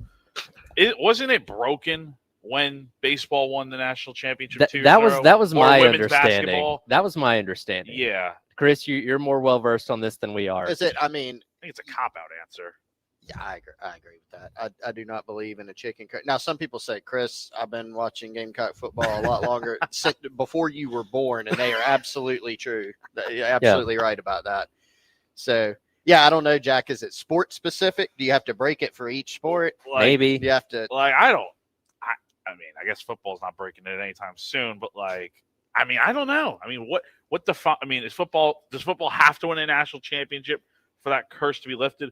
Or can we just say, South Carolina just didn't play well enough for 60 minutes on Saturday? Yeah, I don't know, but I'm not a curse believer. I don't believe in it. I was Tommy Moody got me up to speed on the curse real quick when I started here, and it's gotten brought up quite a few times since. But he's the first person bringing up today, which I get it. When you have a loss like that, everything's on the table in terms of looking for reasons why that happened. But you brought up a point a moment ago, and this also goes back to what Beamer said after the game. It's not like you're getting beat 49-7, right? If Carolina went in there on Saturday and got their doors blown off by 50 points, we're obviously not talking about it in the same way, but it's like, all right, you went in there against the number 3 team in the country. They played like the number 3 team in the country, and you played like a team that was 3-6. And there's nothing shocking about that. But when you blow the lead the way they did, and when you have all these other games where, again, you're either leading in the fourth quarter or in position to win in the fourth quarter, and you can't win any of those games, then that is where the frustration peaks to the point where people are saying, hey, we need to make a change at coach, we need to make a change here, make a change there, because it's happening over and over and over again. Once is an anomaly, twice is a trend, and we're doing this 4 or 5 times this year. I don't even know what to call it at that point, but it's a clear problem. Fool me once, shame on you. Yeah, fool me twice. Can't fool me twice. What happens if you get fooled? I'm so glad you got beyond that. Yeah. Well, who said you can't get fooled or you won't get fooled again? That's true. But this team seems to be getting fooled again and again and again. Here's the thing. Number one, if you fire Shane Beamer, who are you going to hire? That's my entire standpoint on that. It's a lot of money you got to pay. You talk about, hey, maybe we need to put more money, more capital into the product in the field. Well, the way you do that is by not firing your head coach and giving him another year to go out there and prove it. The way I look at it is a lot of these games have been very close, like we said, Tyler. They had the lead in the fourth quarter against Missouri, Alabama, and Texas A&M. Just couldn't finish. That's the difference between having a trip to a bowl game planned out and missing a bowl game right now. Mm-hmm. The thing for South Carolina is I don't even think it's so much of, we need to fire Shane Beamer and fire this guy, fire that guy. You've already done that by firing 2 coaches on staff. My thing is, look at what you've done defensively this year. Has been amazing. But you're right there in the middle of these games. I truly think it just comes down to hire an offensive coordinator that's going to put up points, has proven they can put up points at the college level. And I think that ultimately will be the solution here, is because look at what you did last year with everyone wants to give Dow Loggins a lot of flack for his time here at South Carolina. But that month of November, man, they scored a lot of points and looked really good offensively. So I just think that's the main thing that's missing right now is get a good coordinator in there, go into the portal, go get some pieces, go get some guys to come in and help turn this thing around next year because, as we know, you can flip it all and change the whole narrative in within a year. Yeah, and I actually think, I would respectfully, like we like to do on this show, Jack, I don't think, like when you get to the point where you determine that a coaching tenure needs to end, like I do think you build in what does the candidate pool look like? Like you realistically have to do that if you're an athletics department. But I think if it ever gets to the point where you go, all right, we've got to make a change. Well, you got to make a change regardless. Yes. You know, I mean, it's not just can we go hire Nick Saban or not. You know, like it's not like that. You know, and let's go back. Will Muschamp era, right? It was then. You know, I mean, like nobody can say, "Oh my gosh, I can't believe that happened," because you know, by the time they got to the end there, they had lost the bowl game 28-0 in 2018. They won 4 games in 2019. Then they get to 2020. They start 2-2, and then the next 2 games they get their doors blown off. At LSU, they gave up 52. They lost to Texas A&M, ironically, 48-3 at home, and that made it to where the posture completely changed. And the next loss was going to be the end, and it was. They weren't sitting around going, "Well, can we get?" You know what I mean. So when it gets to the end, it has to be the end. The question is, you know, nobody is saying that by bringing Beamer back, the administration is not saying this season was fine, it was good enough. Like some people would say that. Sure. That's not what it is. It is we think that as bad as this was, that it can get fixed next year. A loss like this is often a crossroads for a program. You either look at this as rock bottom and then things start to get better and look back and say, man, remember when you were at that lowest point after blowing that lead to A&M, and here we are a couple years later and you've had 10-win seasons and you made the playoffs and everything's great, and you know we're talking about building Beamer a statue and all that kind of stuff. Or we look at this a year from now and say, okay, that's where it really was the beginning of the end. And they never got better after that. They never figured things out. And then we're talking about a head coaching search in December of 2026. Like a loss like this, historical in all the wrong ways for South Carolina, is truly a crossroads, and you got to figure out which way you're going. I don't know which way they're going to go. I hope it's the positive way, because I'd much rather be talking about a team that's going to be, you know, winning 9-10 games again next year as opposed to looking for a new head coach. But this is the crossroads. You got to figure out what your next direction is. And that's why you need to stick with Shane going into 2026. Give him the chance to go out there and fix it, right?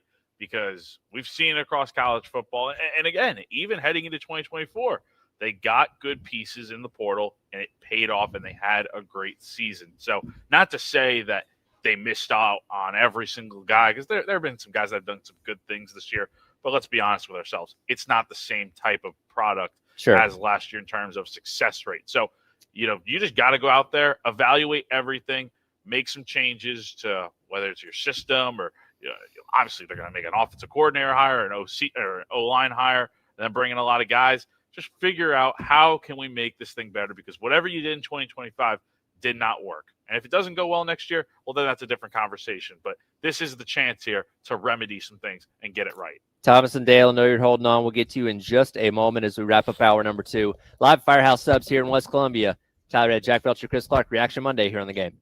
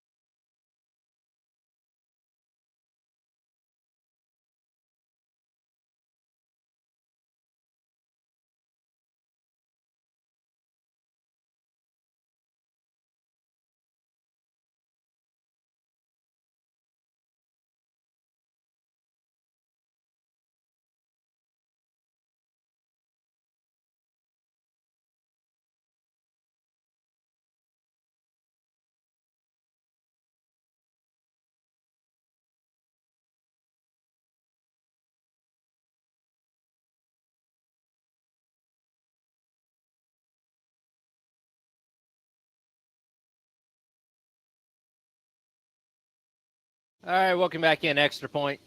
Tyler Head, Jack Belcher, Chris Clark, along with you here. Firehouse Subs in West Columbia. The sandwiches are out.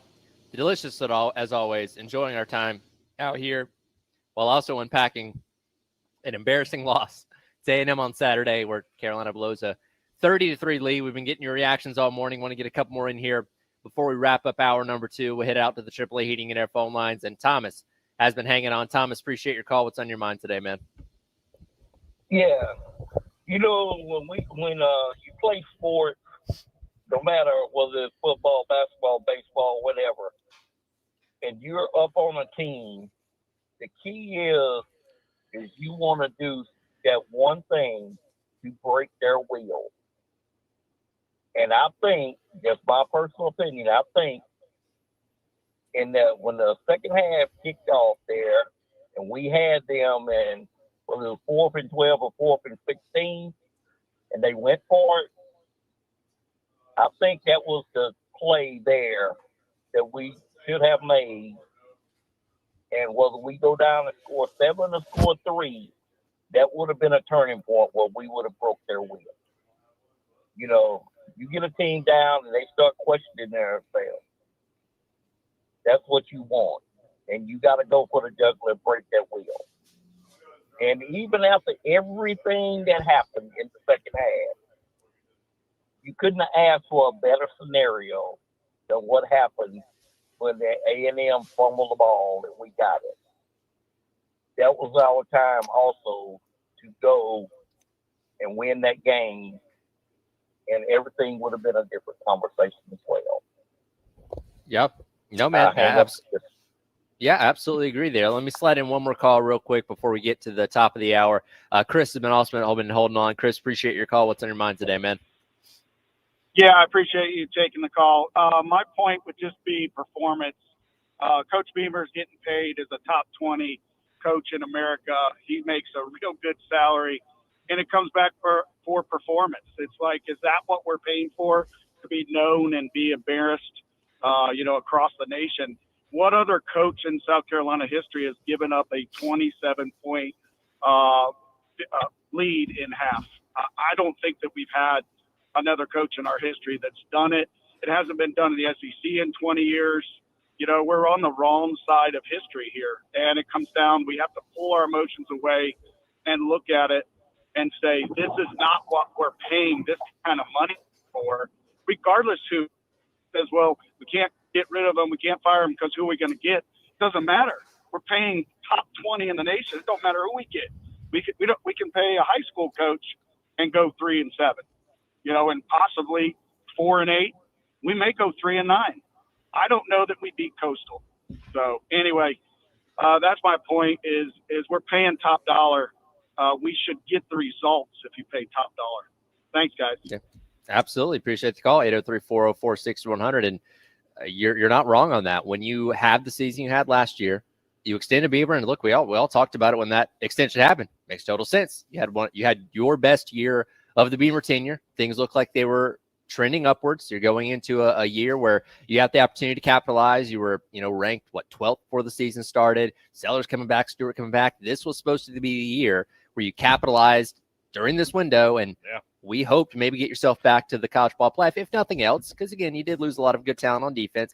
If nothing else, I kind of thought this team might be like 8-4. Right, where you're still going to a good bowl game, still kind of in the mix for the playoff, throughout the season, and maybe this loss to A&M would have been your 4th loss or something like that. And okay, well, there goes your playoff chances, but still you have the chance to salvage a pretty solid season, and we're obviously not there. So yeah, when you pay for something, when you mark up where your coach's salary is, that comes with expectations. And unfortunately, in year number 1 of this extension, I don't know how much longer he's going to get, but you're not living up to expectations right now. That's the thing that sucks here, is that you put your money in, and when you hope for a return on investment, right? But that's not how reality works. It goes for any team, any sport, anything you do. You're putting money in, and you're kind of like not gambling on the fact that hopefully they're going to go out there and do their thing. But, you can't always expect, we're going to win a national championship this year. That's never happened for South Carolina. One interesting point that caller brought up, though, is that it's no guarantee they beat Coastal. My question is, South Carolina's a 23.5-point favorite in this game. If they lost to Coastal, I mean, is that kind of the nail in the coffin to kind of maybe start really considering, like, hey, move on from Beamer? Because if you can't beat Coastal and you don't beat Clemson, you finish the year 3-9. I mean, we think Beamer's going to be back. You know, that's what people are saying. But if you go 3-9, I find it hard to believe that you could possibly run this thing back next year. If you ended the season and your last win was against Kentucky in September 27th, then absolutely nothing is off the table. Should not at be that off point the in table. time. That, Again, Saturday was really bad, and again, I went through Sunday checking my phone constantly, like, I don't know, maybe something will happen. It didn't, and we're sitting here talking on Monday. Where Beamer still is your coach right now, and again, I expect him to be back next year. But yeah, if this continues in the next 2 games, nothing is outside of the realm of possibility. I'll say that. It shouldn't be. And, I think they're going to be Coastal this weekend. I mean, who knows? But Coastal's playing some good ball right now. Just lost this past weekend, but definitely one of the better teams in the Sun Belt. So we'll see. And then that Clemson game, all bets are off since the home team has not won this game since, 2019, 2018? I mean, it's been a while. It's been a while. Yeah. Yeah, I mean, I think it's hard. It's kind of speculation. Like what we are right now, no change has been made. Like it seems like everything is trending towards making some changes, which we already know there's going to be at least a couple staff changes. We know that. Could there be more? Maybe. Have to see how the rest of the season goes and kind of assess it in real time. Oh, so much more to unpack and relive from Saturday. When did we know it was going to be bad? We'll discuss that next. Extra Point, Gamecock Central Takeover, live at Firehouse West Columbia here in the game.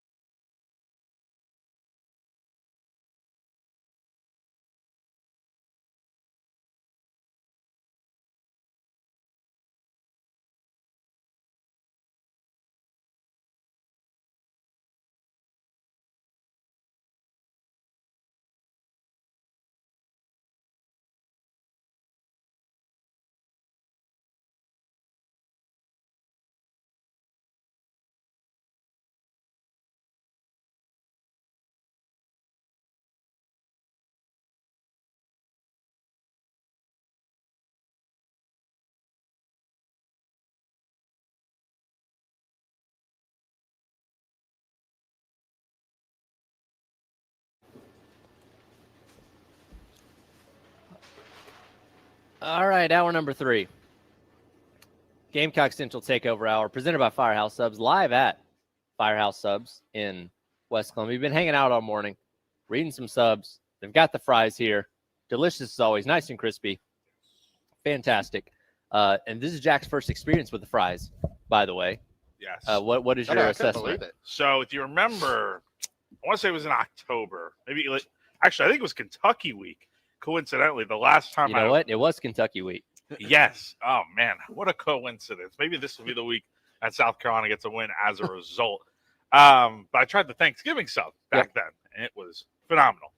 First time trying the fries, I gotta probably go with a nice 8 out of 10. Okay. Very good. Good. Crispy, crunchy, very good. It was good. It's a 10 out of 10. Might need a little bit of seasoning. That's like you got to get the hero sauce with it. Yeah, you got to dip in the hero sauce. That takes it to another level. Yeah, that'll get it to a firm 10 out of 10. But enjoying Firehouse Subs helps cushion the blow of what Saturday was for South Carolina, losing 31-30 after having a 30-3 lead at halftime. At what point during this game did you get that feeling of like, oh no, this is about to go the other way?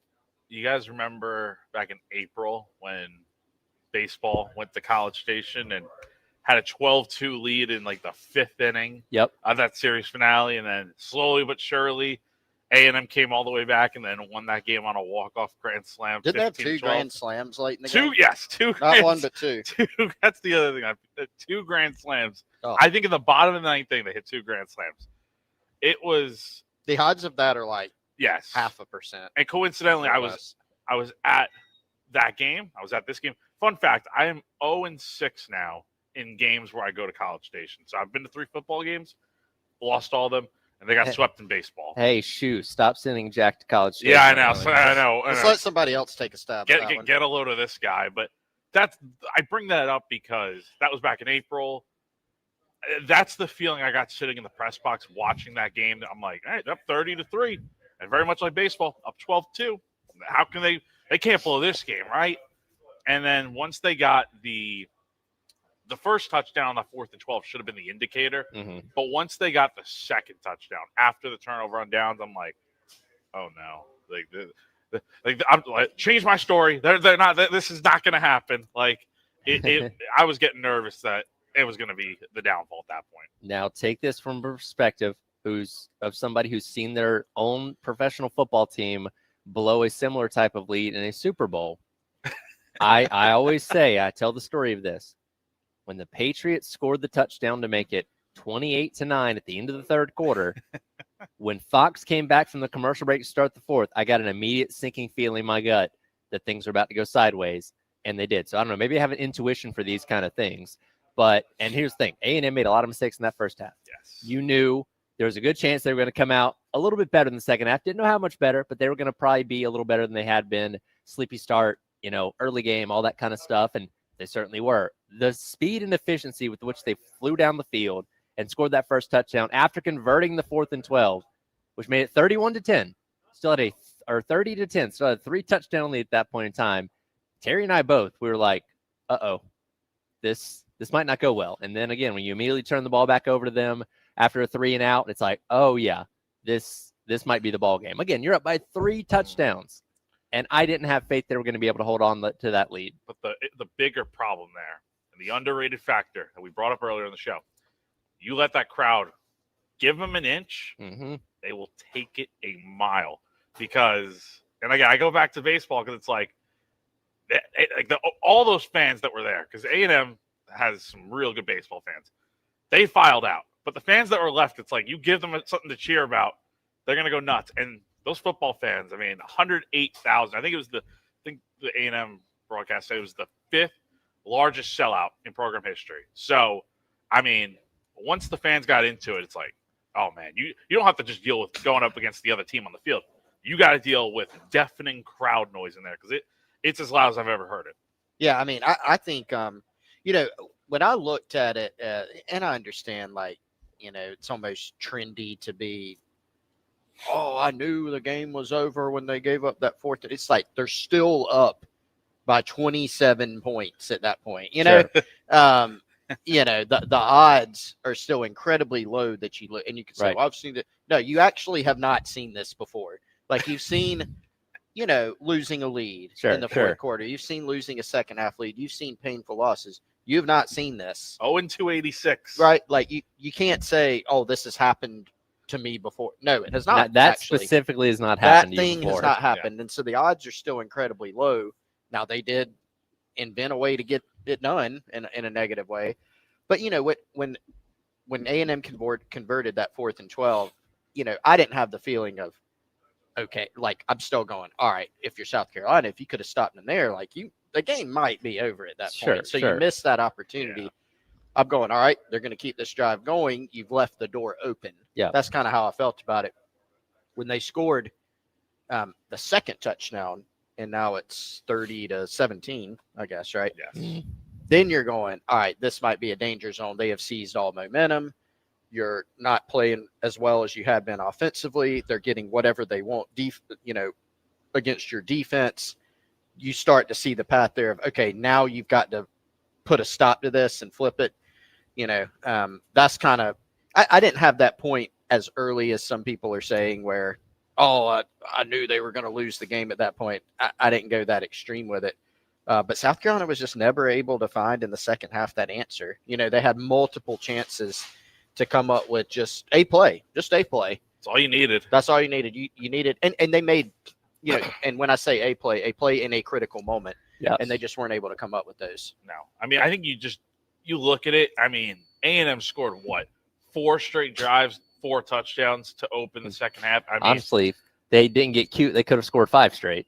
I mean, I know. Yeah. I mean, was that all? So hold on, that was all their drives in the second half then? Yeah. Until they kneeled it out at the end of the game. Okay. Yeah. Well, I don't think anybody really counts that, but the ones that matter. I mean, that's ridiculous, man. Yeah. Touchdown, fumble. I mean, just what? Fumble on a trick play. Yes. All you could say is, what the heck? Well, they were going in to score. Yeah. All you could say is, what the heck happened defensively? Because, I mean, this unit looks so good in the first half. And I know A&M makes adjustments, but it's also on South Carolina to counteract that and make adjustments. And that's the balance here, because you do have to give A&M a lot of credit for waking up at halftime, right? Because you knew, all right, they're making a lot of mistakes. Marcel Reed's making bad throws. Casey Concepcion, Craver are dropping balls left and right. They're making some mistakes on defense too. Like, that's not going to last probably the entire game. They came out in the second half. I know there were still a few more drops in the second half, but they looked marginally better right out of halftime, and Carolina didn't. And I'm going to get to what Coach Beamer did before halftime coming up here in just a moment. But two things can be true at the same time. A&M played a better game in the second half than they did in the first half, and Carolina also just played a worse game in the second half than they did in the first half. And that's the perfect storm for blowing a 27-point lead. That's how those kind of things happen. But it's just like Chris said, blame it on the chicken curse, blame it on anything you want. But it's like, it's stuff that's just, how often do you see a team blow that kind of lead, Tyler? I know you saw it with the Falcons in the Super Bowl, but like, how often? And I know Shane talked about after the game that he saw this when Oklahoma went to Baylor and College Game Day was there and they came back from a massive deficit. But how often does this? So many things have to go right for A&M, and everything has to go wrong for South Carolina. That's exactly what happened. I'm trying to think. I want to say it was the Alamo Bowl. I think TCU had like a 31-0 lead on Oregon. Yeah. And they blew that.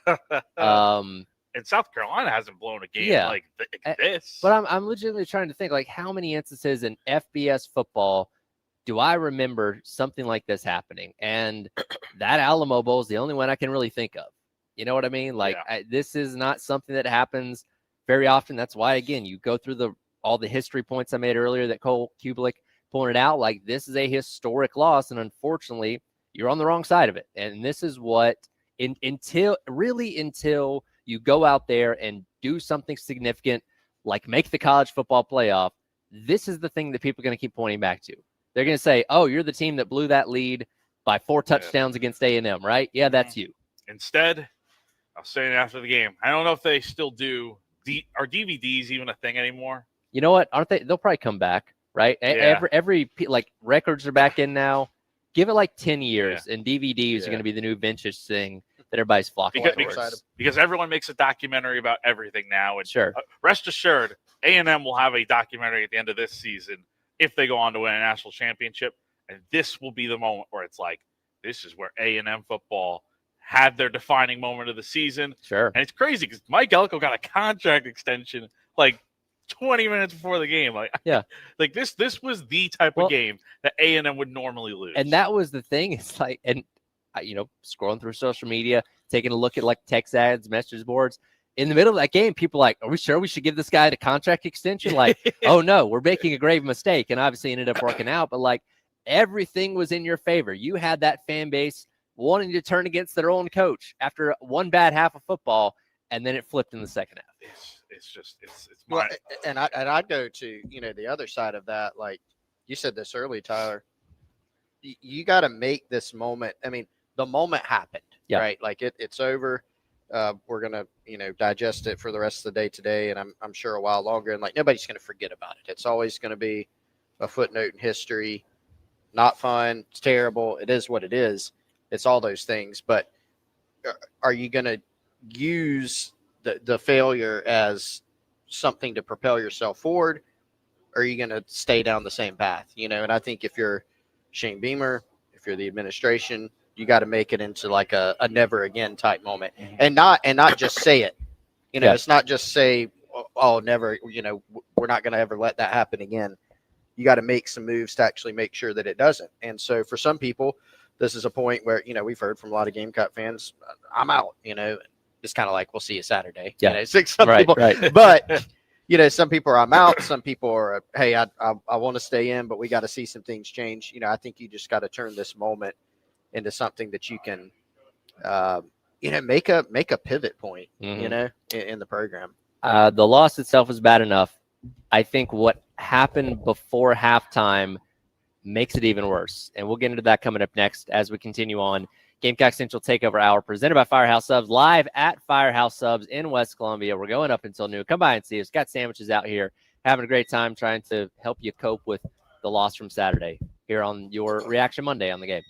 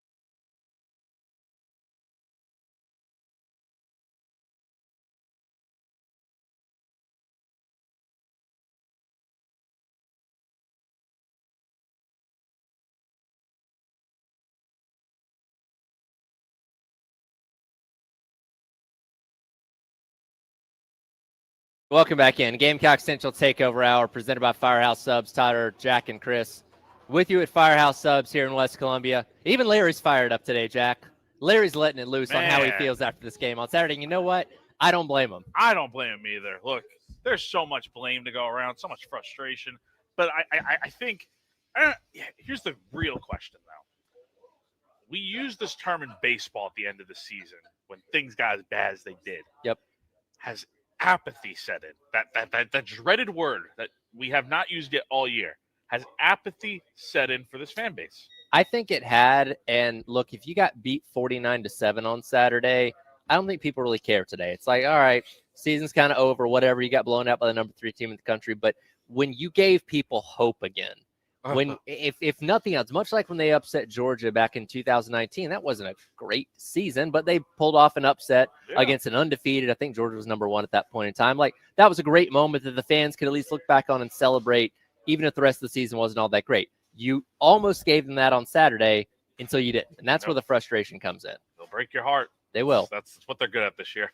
And one of the biggest talking points coming away from this game was what happened before halftime. Now, real quick, Kale, give me cut number 28, because this was Coach Beamer after the game on Saturday talking about what happened at halftime.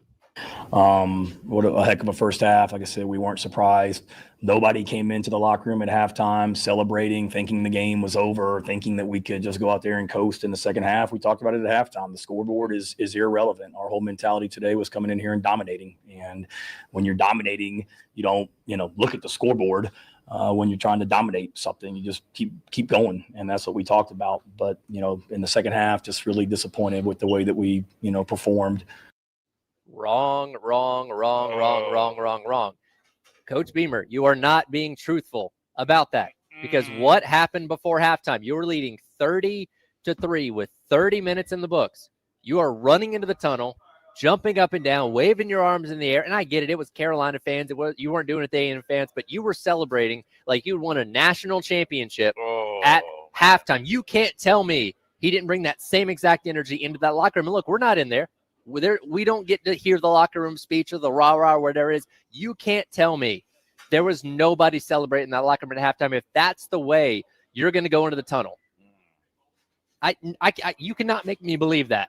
And for him to just, I don't know, they give him a little Men in Black mind eraser thing after the game where he just forgot that he did that. They posted the video on social media, and they rightfully so have been getting clowned about it since then. I've been waiting to talk about this all week. Rub my arms on my legs, shaking. Man, I will tell you what, after seeing that, it's so hypocritical, number one, because look, I get it. You wanna salute the fans that came out there. I get it. Cool. There's a better way to do that. I have never seen a college football coach, especially one that has been in the game for as long as Beamer has and has been coaching at South Carolina as long as he has now. I've never seen a coach do something so, honestly, just stupid and just kind of embarrassing, to be honest. Now that you look back at how the game went, nobody bats an eye if they win, right? If you win that game 38-3 or whatever, 30-10, it's okay, right? It's cool. But because you lost, it looks so much worse now. And it's like, that's Shane Beamer in a nutshell right there. Is the guy wears his heart on his sleeve, which is not a problem, lets his emotions sometimes get the best of him. And it's just another one of those moments in the 5 years that Shane's been here where it's like, that's another that's a moment we're going to look back on and be like, what was he thinking there? The loss itself is bad enough, right? And here's my thing about how all this went down. Carolina's been largely irrelevant for most of this season, right? Like, you came in, you were ranked, buzz about Harbor, all that kind of stuff. And after about 4 to 5 games, I think most people saw, oh, okay, Carolina's not as good as we thought they were going to be. And people, for the most part, stopped paying attention to you. We pay attention because we're in the bubble. It's our job to report on this team, and we're all fans and all that kind of stuff. But most people outside of South Carolina have not paid much attention to what Carolina's been doing for the better part of the past 2 months, right? Saturday, you get their attention. You had this big lead over the number 3 team in the country. Everybody, updates in other games. Hey, what's going on in College Station? Tweets being put out there of, oh my God, what Carolina's going to do it again. They're going to pull off this big upset. And you got people locked in. They got people paying attention. Blowing the lead is bad enough. Yeah. But then when you add the context of this, what he said at the end of the first quarter, yes, we're not surprised. We beat these guys by 24 last year. What does that have to do with right now? That doesn't matter. Who that has cares? no bearing on anything that's going on God. today. Why even bring that up when you're only 15 minutes into the game? And then you couple in the celebration going into halftime. You have nobody to blame but yourself for making yourself look silly with all this at the end of the day. Social media has had a field day. And rightfully so. With those two moments. Like A&M even got in on the fun of talking about that comment that Beamer had after the first quarter. It's just, I just watched that video of him celebrating at halftime, and I'm just like, and then hearing what he had to say after the game of celebrating. Nobody was celebrating. You know, it's one thing if the players are doing that. I don't mind them. They're 20, 25-year-old kids. This is Shane Beamer talking. A grown man doing that at halftime. I get it. You want to give your fans like a clap or something simple. Yeah. Sure. Okay, fine. Do that after the game, honestly. Yeah. Don't even do it during the game. You have 30 more minutes to play. This game ain't over. No. And given the way your season's gone, there's nothing to be happy about. I mean, what's there to be happy about? The job ain't finished. It definitely wasn't at that point. So, look, you give some leeway, you give some grace, but like with how this season's gone, just how many duds there have been along the way, this is just another one here. And that's my thing. Your team has not played a full 4 quarters really this entire year. Why do you think today was going to be, or Saturday was going to be different? Wonder why. You, if anything, you should have been going to that locker room, looking at the ground as locked in, as focused as possible, knowing you were going to have to put together as equally good of a second half to pull off this upset, because it really looks like you went in there, you kicked your feet up and said, all right, guys, we got this. Let's just go out there and run the clock out for the next 30 minutes. And we're going back to Columbia with the bottom trophy and a win over the number 3 team in the country. I know that's not what happened in the locker room, but could have fooled me with the way you were acting at halftime. And that's why I don't buy any of this. Well, okay, the conservativeness of the game, I feel like it was a bit conservative, but I understand that there were times where they got aggressive. I don't buy the whole nobody was celebrating. Okay, was everyone popping champagne, jumping up and down, all that nonsense? No, probably not. But my thought is, and again, these are 18 to 25-year-old players that we're talking about, that they see everything on social media. They know what's going on. When you have a 27-point lead at halftime, you're like, okay, there's just no way A&M's coming back. I know if I were in that locker room as a player, I'd be like, we're not going to blow this. We're good. We got this. We can coast to a victory. If anything, your halftime message should have been the most intense one you've had the entire year. Like, saying, guys, go finish this Go thing. finish this thing. Do not let up. Keep kicking them in the teeth every chance you get. Let's finish this thing. Do not let yourself flip up even 0.5%, and let's walk out of here with a victory. That should have been, and again, the most intense message you've had at halftime this entire year. That's what should have been said at halftime. And again, we're not in the locker room, and I doubt they're going to be releasing any videos of what happened at halftime in the locker room, but we can only go off of the context we are given. And when you're going into the tunnel, celebrating like you just won the national championship as a 3-6 team at halftime of a game against a team that you knew was going to wake up. You knew A&M was not going to play that bad in the second half of the game. They're going to do something. You needed to play your best football, and you didn't do that. Like, seriously, have you ever seen a coach do that at halftime? No, I was talking about with Terry earlier. I'm trying to think of all the – I've watched football my entire life. I can never recall any coach doing something like that. Can you ever think of, like, Nick Saban or Kirby Smart? You know, maybe the only coach I could see doing that, ironically, is Dabo Swinney. But besides that, man, I can't think of any of the great coaches in college football that would ever do something so nonsensical like that. It's just, it's so silly that even happened. And I'm glad it got posted because if they win, great, cool, whatever. But they lost, and it's like, now you're getting clowned for it, kind of rightfully so, because you celebrated like the game was over when you said after the game that you didn't celebrate, but I mean, the video proof is right there for us. And this, I'm glad this went viral too. And everybody and their mother was weighing in on this and giving their opinion of the collapse that you had. You got to look yourself in the mirror. This is the ultimate mirror that it's being put in front of you of how you handled this entire situation, starting before halftime and going through the second half of that game. And again, I go back to my comment about this being a crossroads. You have to figure out, okay, how do we change from here? How do we take this mega low point, this rock bottom, this embarrassing moment, and make it a situation where we get better? I don't know if you will or not, but here's your opportunity. You have to find a way to win these next 2 games because I'm going to be honest, Tyler, if they losing to Clemson's one thing, but if you end up going 3-9 this season, there will not be a seat that is hotter in college football heading the next season. And deservedly so. And will Shane Beamer make it to the end of the year at that point? If you lose to Coastal Carolina, like I don't know, man. I don't know. I don't think it's as set in stone that he's going to be back next year. And I'll tell you what, I doubt Virginia Tech will consider him for their job now. Why would they? I think they're about to hire James Franklin, by the way. That's what I'm saying. So it's like, you know, go ahead. And I was going to say, again, he's your coach right now, and I think he's going to be the coach for the rest of the year and on into next season. But he's got work to do. But he's got work to do, a lot of work to do. Yes. And again, we're not being mean about this to be mean. It's justified because Saturday was the lowest point this program's seen in a very long time. Certainly the lowest point of the Beamer era. And the way they handled it was just not good enough. No. Not good enough. Absolutely not. Oh man, well, feel good to get that off your chest. I think we've all been holding that in since Saturday. I feel better about that now. So good. More reactions as the Gamecock Central Takeover Hour presented by Firehouse Subs rolls along. Reaction Monday here on the game.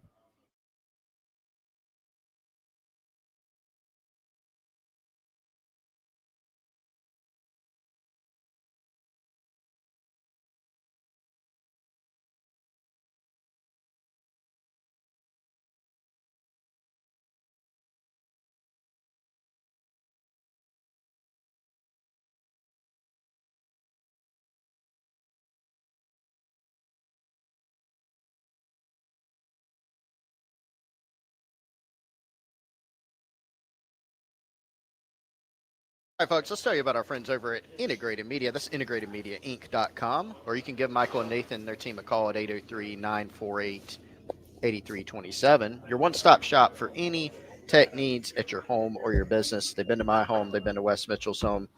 They can come out to yours, too, whether it's something as simple as just mounting a new TV, if you've been thinking about tricking out that man cave.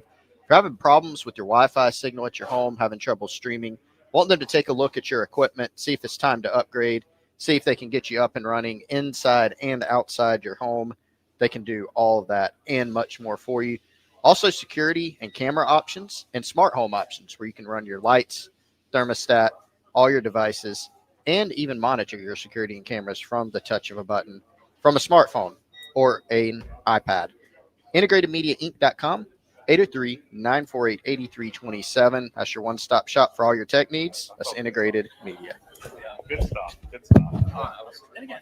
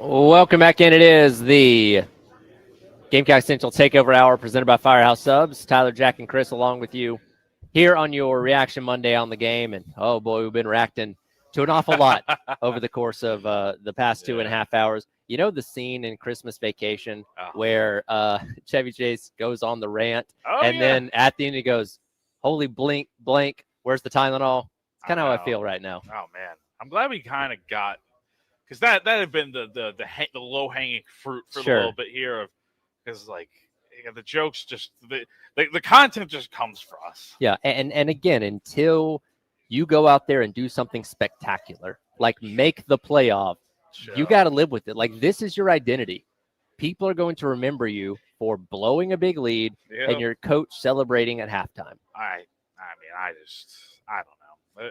So much went wrong in that game, but looking at that moment specifically, it just – and some people are going to feel like, okay, like, yeah, like he has every right to celebrate and fire up those fans that traveled halfway across the country. But we just don't see coaches do that. No, that's the thing. I can't recall a coach ever. And again, you can give a thumbs up or you can tip your hat. He wasn't wearing a hat. You can tip your hat to the fans going in the locker room, acknowledging their support. But to that degree is too much. It is. Again, we don't see the great coaches do that. And I'm not saying that's why Shane Beamer has the barely 500 record that he does, but I don't think it's a total coincidence either. A lot of things happen in this game on the field. There's one incident kind of off the field, at least in a tunnel, that garnered a lot of national attention as well, and we'd be remiss if we didn't bring this up. Kale, if you could, can I get cut number 24? This is Coach Beamer addressing, or at least being asked about what happened with Nick Harbor on Saturday. I would hope so. I did not see that, wasn't aware of that. Got a ton of respect for the people here at College Station. They just a first class operation. Everybody from a game operation standpoint, they do a great job and are first class people. So I appreciate them handling that the right way and sending him home. So I'm sure everybody's seen it at this point in time, but after Nick Harbor scores his touchdown, he kind of his momentum runs him into the tunnel basically. And is it Oscar Attaway and I want to say Dre Jacobs kind of run up there with them to celebrate on the 80-yard touchdown. So they're walking back towards the field, and it was a state trooper Texas State trooper starts walking up the tunnel, and Harbor and Attaway kind of walking shoulder to shoulder.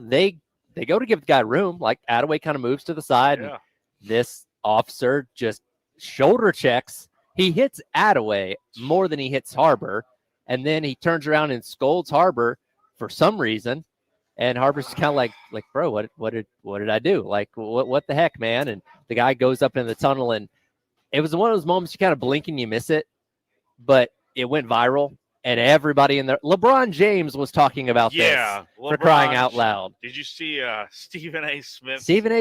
Chipper Jones, everybody's talking about it. Yeah, gosh, everybody talked about it. Look, I have the utmost respect for law enforcement and the job they do. Listen, I worked with law enforcement for years, and there are 99% of those guys and girls are good, honest people that are just trying to do their jobs and not trying to start any trouble. But those 1% of dudes those like that guy bad seeds make everybody look bad. Yes, because they get so much scrutiny, especially in these times now.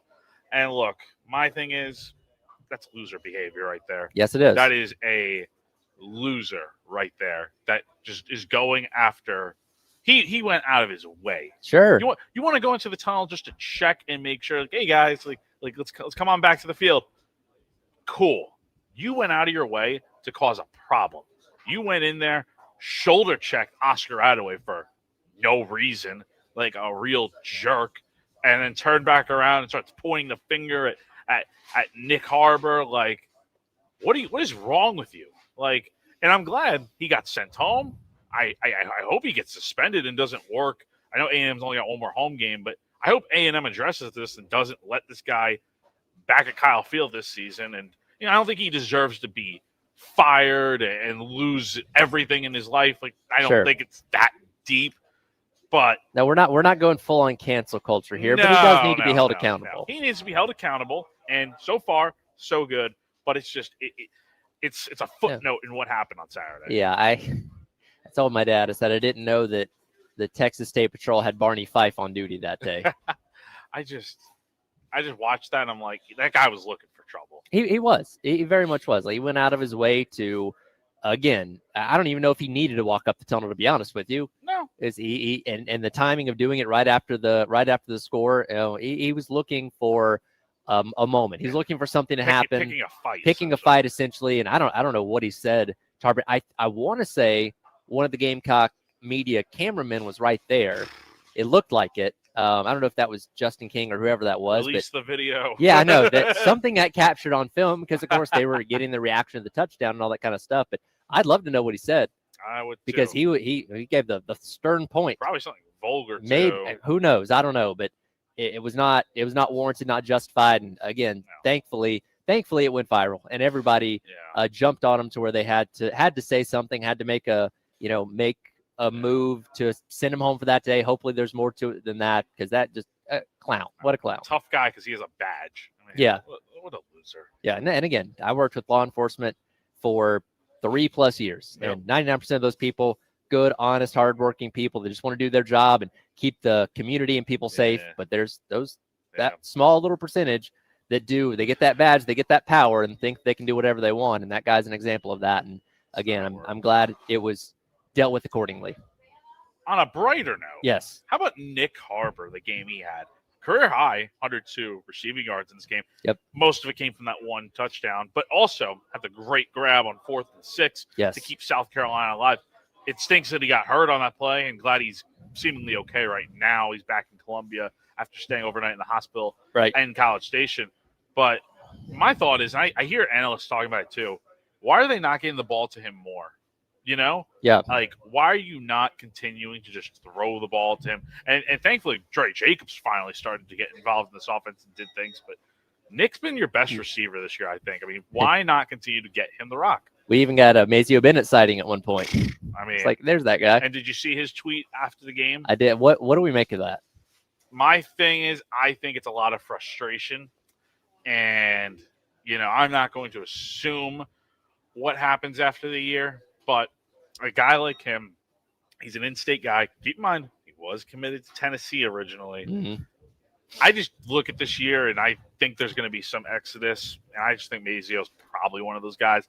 It's just it has not been a year for him that he's gotten involved in this offense. And when he has, he's made little to no impact. That is a big point. And look, we're going to talk about this plenty when the season ends, that Beamer's obviously going to have to do a really good job of getting talent in the portal this offseason. Yeah. He's also going to have to do a good job retaining talent, because when you have a season like this, there are going to be some guys say, you know what, I want to go find a better situation. Not saying it's going to be all of them. Not saying it's going to be the superstars on this team, but there's going to be a lot of guys where you're going to have to work to keep them on this team. That's just the nature of college football now. And so far, he did say after the game that he's had conversations with a lot of guys about returning, and it seems like they're going to, from what he says, just take it with a big grain of salt, maybe a cup of salt, honestly, with some of the things he says. But it seems like they're going to be able to retain some key guys. The big thing is, though, can you retain Lenore Sellers? I know that's a hot topic that we really haven't discussed today. Well, there's a lot of horse garbage out there about that one. Yeah, but it's not horse garbage that he could come back. That was the funniest part, is it was immediately like, because he didn't let Whittle finish his question. Yeah, he didn't let Whittle tell me. It's like, no, it's about him staying. They're like, oh, well, that's not horse garbage. No. I don't know what's going to happen with Lenore. It's a whole other discussion for another day. We could spend an hour talking about that, but he's got a lot of important decisions to make this offseason. Oh man, again, I've seen this happen before with my own favorite professional football team. So I want to give some advice as well as we get to one more caller to wrap up the hour coming up next. It is the Gamecock Central Takeover Hour presented by Firehouse Subs. We're live at Firehouse Subs in West Columbia. We'll be out here for another 15 minutes. Come by and see us here on the game.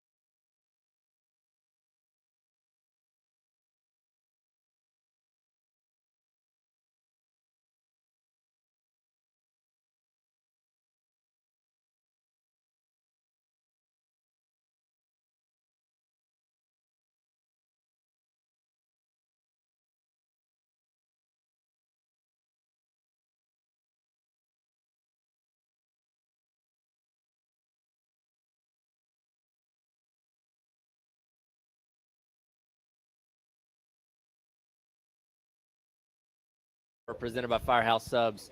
Tyler, Jack, and Chris, we're wrapping up the hour here. Appreciate, as always, an opportunity to be out at Firehouse Subs. Got Larry Chandler allowing us to be out here again. As I mentioned earlier, Larry came in here fired up. He was ready to give his reaction to what happened on Saturday, and we certainly appreciate that. And appreciate everybody that's been weighing in today because, again, all of your frustrations are justified. Like what happened on Saturday was a complete and utter embarrassment to this program. It's the lowest point of the Beamer era. And again, you have a choice. You can either use this as an opportunity to build and get yourself back to being something respectable, or this is where the wheels continue to fall off. And we talk about this kind of being the beginning of the end for the program. I hope not, but Saturday was inexcusable. Welcome back to the welcome back, Chris. To the table, Chris. I will ask you the question. What are your thoughts on the whole Beamer firing the crowd up on Saturday? Oh, I mean, I think it's really easy to go back, especially now, and look at it's obviously not going to be a good look now, because you end up losing the game. I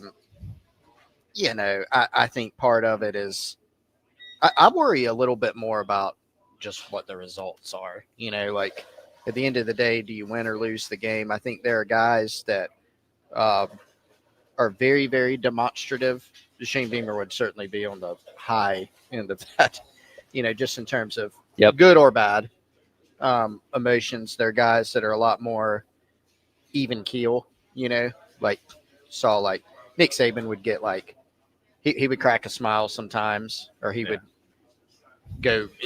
become enraged at some point.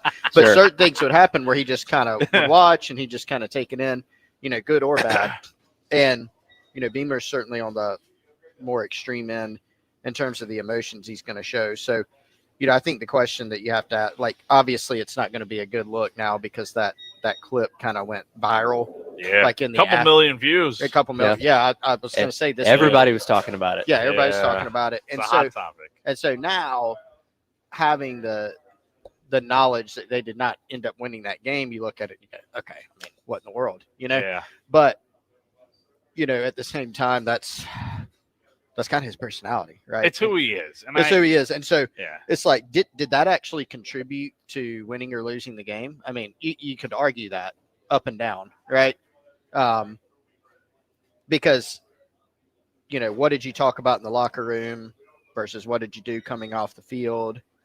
Did somehow that rub off on the team, coming back out? I think all those are very fair questions. At the end of the day, make a couple plays and it doesn't matter. He could have gone in to the locker room stone-faced, or he could have gone in but here's the flipping cartwheels. We're not in the locker room, and I doubt they're going to be releasing the videos. We don't know what was said. We don't know what the message was or whatever. Right. We can only go off of the context we're given, and the context we have is the coach running off the field, celebrating a lot with 30 minutes left to play. And I mean, he said some things after. Was that either during the presser or maybe Sunday night, last night during the teleconference? What is it you're referring to? What he kind of the message to the team in the locker room, not celebrating. Essentially, he said that after the game on Saturday. Right. And even giving some more context of we talked to the guys about how the game went over, and So I understand. Again, I understand the full gamut of emotions. You've been taking calls for 3 hours and things like that. So people that are frustrated, obviously I'm not going to say don't, but you have the right to have your frustrations, your emotions about it. And the fact that happened, people were already going to be mad about losing that game up by 27. Sure. And then when you go back, I mean, how many of those 2 million views were after the game? Mm-hmm. Oh, yeah. Probably 75% of them. Yep. Because people, that's the type of thing people are digging up after the fact. So it's not fun, and it's not, it's not the best look, as the kids would say, to lose that game and be able to go back and dig that up and say, oh, look at this. Look at what the posture was at halftime. So, again, I've compared this several times today to the Falcons blowing the 28-3 lead in Super Bowl 51, a moment that I've still not been able to live down. Prepare for jokes. Prepare to be ridiculed for a very long time to come until you do something significant enough to put this to bed. This is going to be the identity of this team for a while. You're going to be known as the team that blew the 4-touchdown lead, the historic, hadn't been done in 20-plus years, 4-touchdown lead in College Station on national television. Like, this is what people are going to know you as for a while until proven otherwise. Tyler, did you see the Panthers-Falcons game yesterday? I did see that, and that was also embarrassing. That was fun. That way, hey, you know, Chris kicking his feet right speaking now. That was fun. coaches that are probably going to be fired, Raheem Morris is probably going to be fired. I can say that with a lot of confidence right now. You should get the what is it? The sign, like everyone needs to sign something. The change.org petition or something like that. There's probably one already. I could have stood outside Mercedes-Benz Stadium on Sunday and gotten that thing full pretty quickly. Yeah. Yeah, that was look. And here, you know what? Again, this is my intuition as Falcons fan. They were up 21-7, and I was like, they're going to find a way to lose this game, and they certainly did. Now, yes, Michael Penix got hurt, but still, Kirk Cousins, you paid him $180 million.